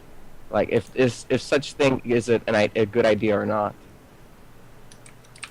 Well, it's a really good idea. Yeah, it's a I think really it's good a good idea to have, and other games do have that live replays, basically. I think Dota 2 has it. I'm not sure. Yeah, I think so. I think it has that. Or Yeah, and it would be amazing, but sadly we cannot implement that because I don't work at the headquarter of Blizzard, and What? I think we all wish that would be possible, honestly, but Yeah. it's not, and I don't think it's gonna be possible. Like it would be possible, but I don't think it's gonna be available for a long time because that doesn't seem to be a priority for Blizzard at the moment, to be honest. Yeah.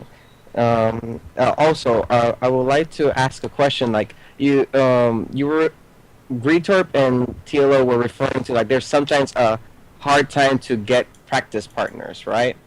And I was wondering like if there's this certain players who just dedicate themselves to play and get good enough just so like I would like to, for example, I would like to reach to a certain degree where I would like to like volunteer to be a practice partner for a pro player. Would pro players accept that, or would they try to find other kind of practice partners? Some players would. I would say the majority of the players would not. Some players would. It's just a shame because I think a lot of the scene right now is built on ego, and it's Yeah. really unfortunate. Brutally honest, like I've been very, very open in ladder to just friend everybody that I thought was remotely important to to my skill. Like if I thought they could help me in some point in the game, I would immediately ask to friend add. But I don't think a lot of pro players are like that. Especially once you get on a team, it's very almost unattractive to do that. Just because it's like, oh well, I'm associating with someone that isn't there's- on a team. You know, like There's a whole dynamic to discuss there, but Yeah. totally agree. Like that's one of the things that needs to change, just generally speaking, is that sort of ego. I mean, it's one thing if you don't like somebody, you shouldn't be practicing somebody you don't like, probably. But it's another thing when you just won't practice with anybody, including your teammates. There are I don't teams where even- you don't even practice with their teammates. Like they won't Yeah. do it. I don't So- even think you shouldn't practice with somebody you don't like. Like as Gretorp was saying, we shouldn't have so much ego. If somebody's available and he's really freaking good, and I don't like him, but he's willing to practice with me, I should practice with him. yeah. There's just no excuse because Yeah. I'm missing out on good practice, and like personal feelings shouldn't stand in my way to become a better player. No, I totally understand, but I mean, we have players that won't even join tournament games together because I don't want to invite the guy. You remember that? I mean, we had that happen recently. Like, I think one of Bitterdam's games, they're just sitting there waiting for the other guy to Really? invite the other guy, and they wouldn't. I mean, it's Well, like stuff I like don't- that. It's like crazy. It's That's ridiculous. Yeah. I don't think that happens in the European scene though. No, I had to for DreamHack. Oh really? Yeah, it had to Wait. happen. If it's Bitterdam's recent games, then it had to have happened for DreamHack. That's the Hmm. only StarCraft we've casted, unfortunately. it was it Dream? It might have been DreamHack. It might have been one of the first rounds of DreamHack. It might have Yeah. it might It have was been crazy. WCS, no? It was either WCS or DreamHack because that's the only It thing. was that they've probably casted. WCS. Was probably Yeah. WCS. It was crazy. They're sitting there seriously waiting, for like 5-10 minutes for the other to invite the other guy, but they wouldn't, or something like. I mean, that's how Ben was explaining it on air, and they're just like laughing because it's just so childish, really, right? So yeah, so we have to get. I mean, we have a lot of work to do there from the standpoint of players doing that, but that's so important. But, With regard to the brainstorming aspect of like what we're talking about, I feel that if you can find a player who's quite good, if he's a non-affiliated GM player and he's quite good, and if they wanted to help a pro player, that a pro player could use them in a way to, let's say, practice specifics with. So not an actual game because they'd be quite rough in their actual gameplay, and it's better to play against other pros. But if you were to wanting to resume from a replay and you had a guy who was Yeah. willing to practice with a pro, you could use him to make you better. And I know if he's willing to do it, so you could practice a scenario and give him the replay, and he gets very, very good at that one scenario, for example. He doesn't have to be GM level mechanics, but he has to be able to work from a certain point. So it's like in American football, the way you'd have a B teamer or practice team, and they only work with the main team. So whatever the main team wants to do, the practice team just does it. And Yeah. it just basically, if you can't work with someone from your team or another pro, then you could use them as a resource every now and then. It might help. Well, I mean, practicing a lot of these scenarios, honestly, are pretty equal. Like, it's equally valuable to both sides. So, I mean, there will be instances where it is a little bit more one-sided, but even practicing that, I mean, I hate to say, I don't want people to think that one side is always, somebody's going to be benefiting more than the other in every situation. There are cases of that, but even that person that's supposed to be like the B team or the practice partner can still be honing a lot of his skill, like even during that, you know. So, Yeah. You know, people, I don't want people to get too many preconceived notions about that too.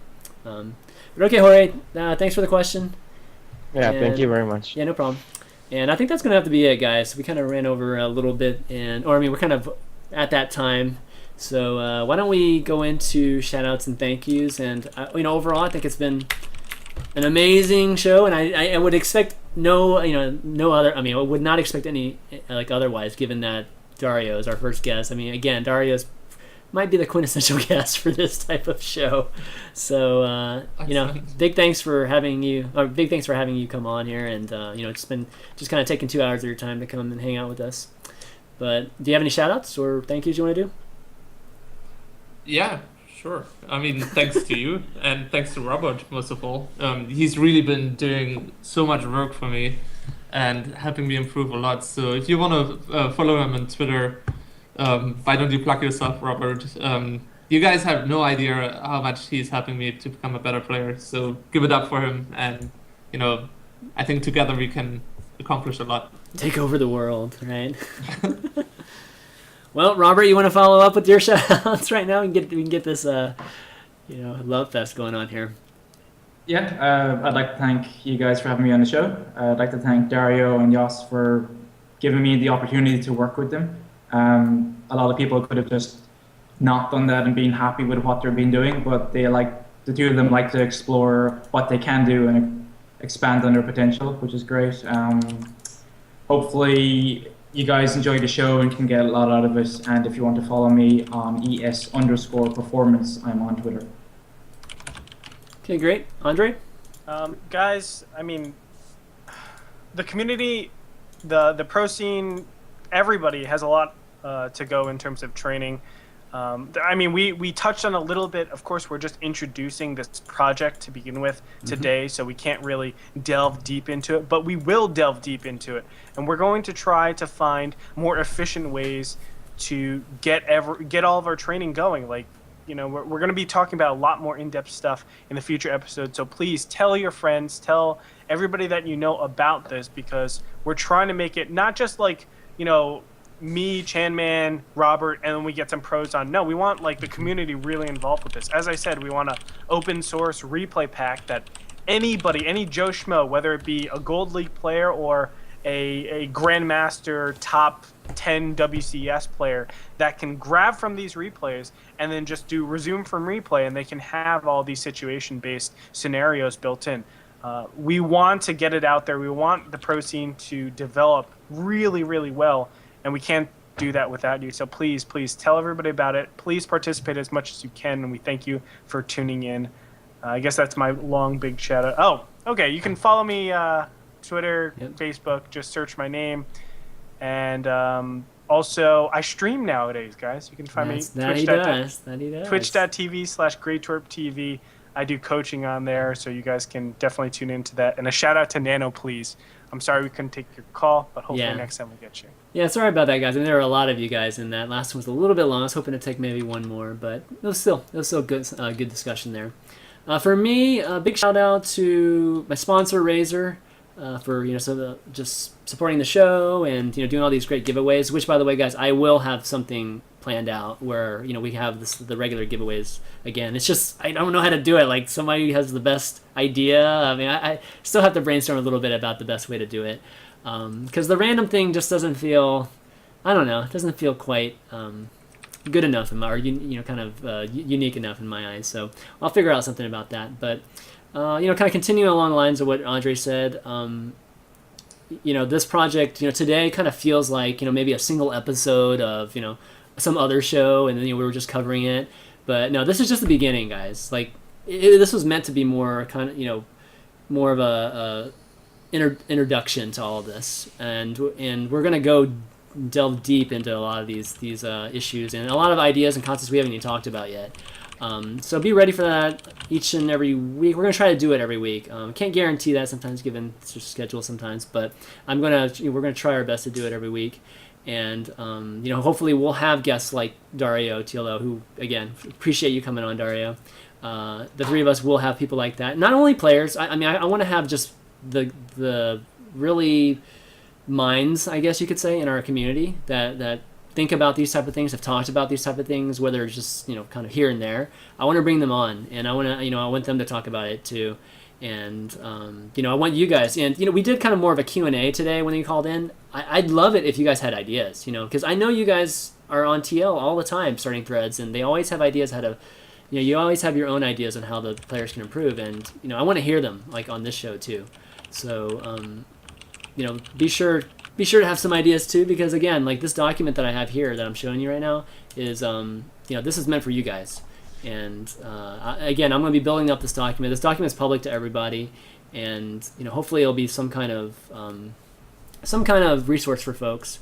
And the last thing I'll say about all this is really that this whole thing is about not so much about teams, even though teams can employ this stuff. It's about the players. It's about kind of helping with the structure of each individual player in their lives and that sort of thing. We're kind of taking it from that approach instead of what typically could be a more efficient approach with a team. So kind of think of it like that. We want each of you guys to kind of take hold of like exactly what you want to accomplish from the standpoint of playing, and we want to help you with that. But the VODs for this episode, guys, will be up at youtube.com/ChanmanV. You can follow me on Twitter, twitter.com/ChanmanV for any updates on the shows. And I think that's it. I forget anything, guys? No? And big thanks to my co-hosts, of course, these two guys. These two, how do I do it? Like these two guys. They're gonna be joining me every single week, and it's gonna be a lot of fun. But okay, guys, so for Pro Corner, I think that's going to be it for this week. We'll see you next week. Later. Bye, guys. Thanks, Dario. Bye. Thank you. Oh wait, I forgot. I have credits. I totally forgot. Shit. I've actually got credits for Pro Corner. I forgot, man.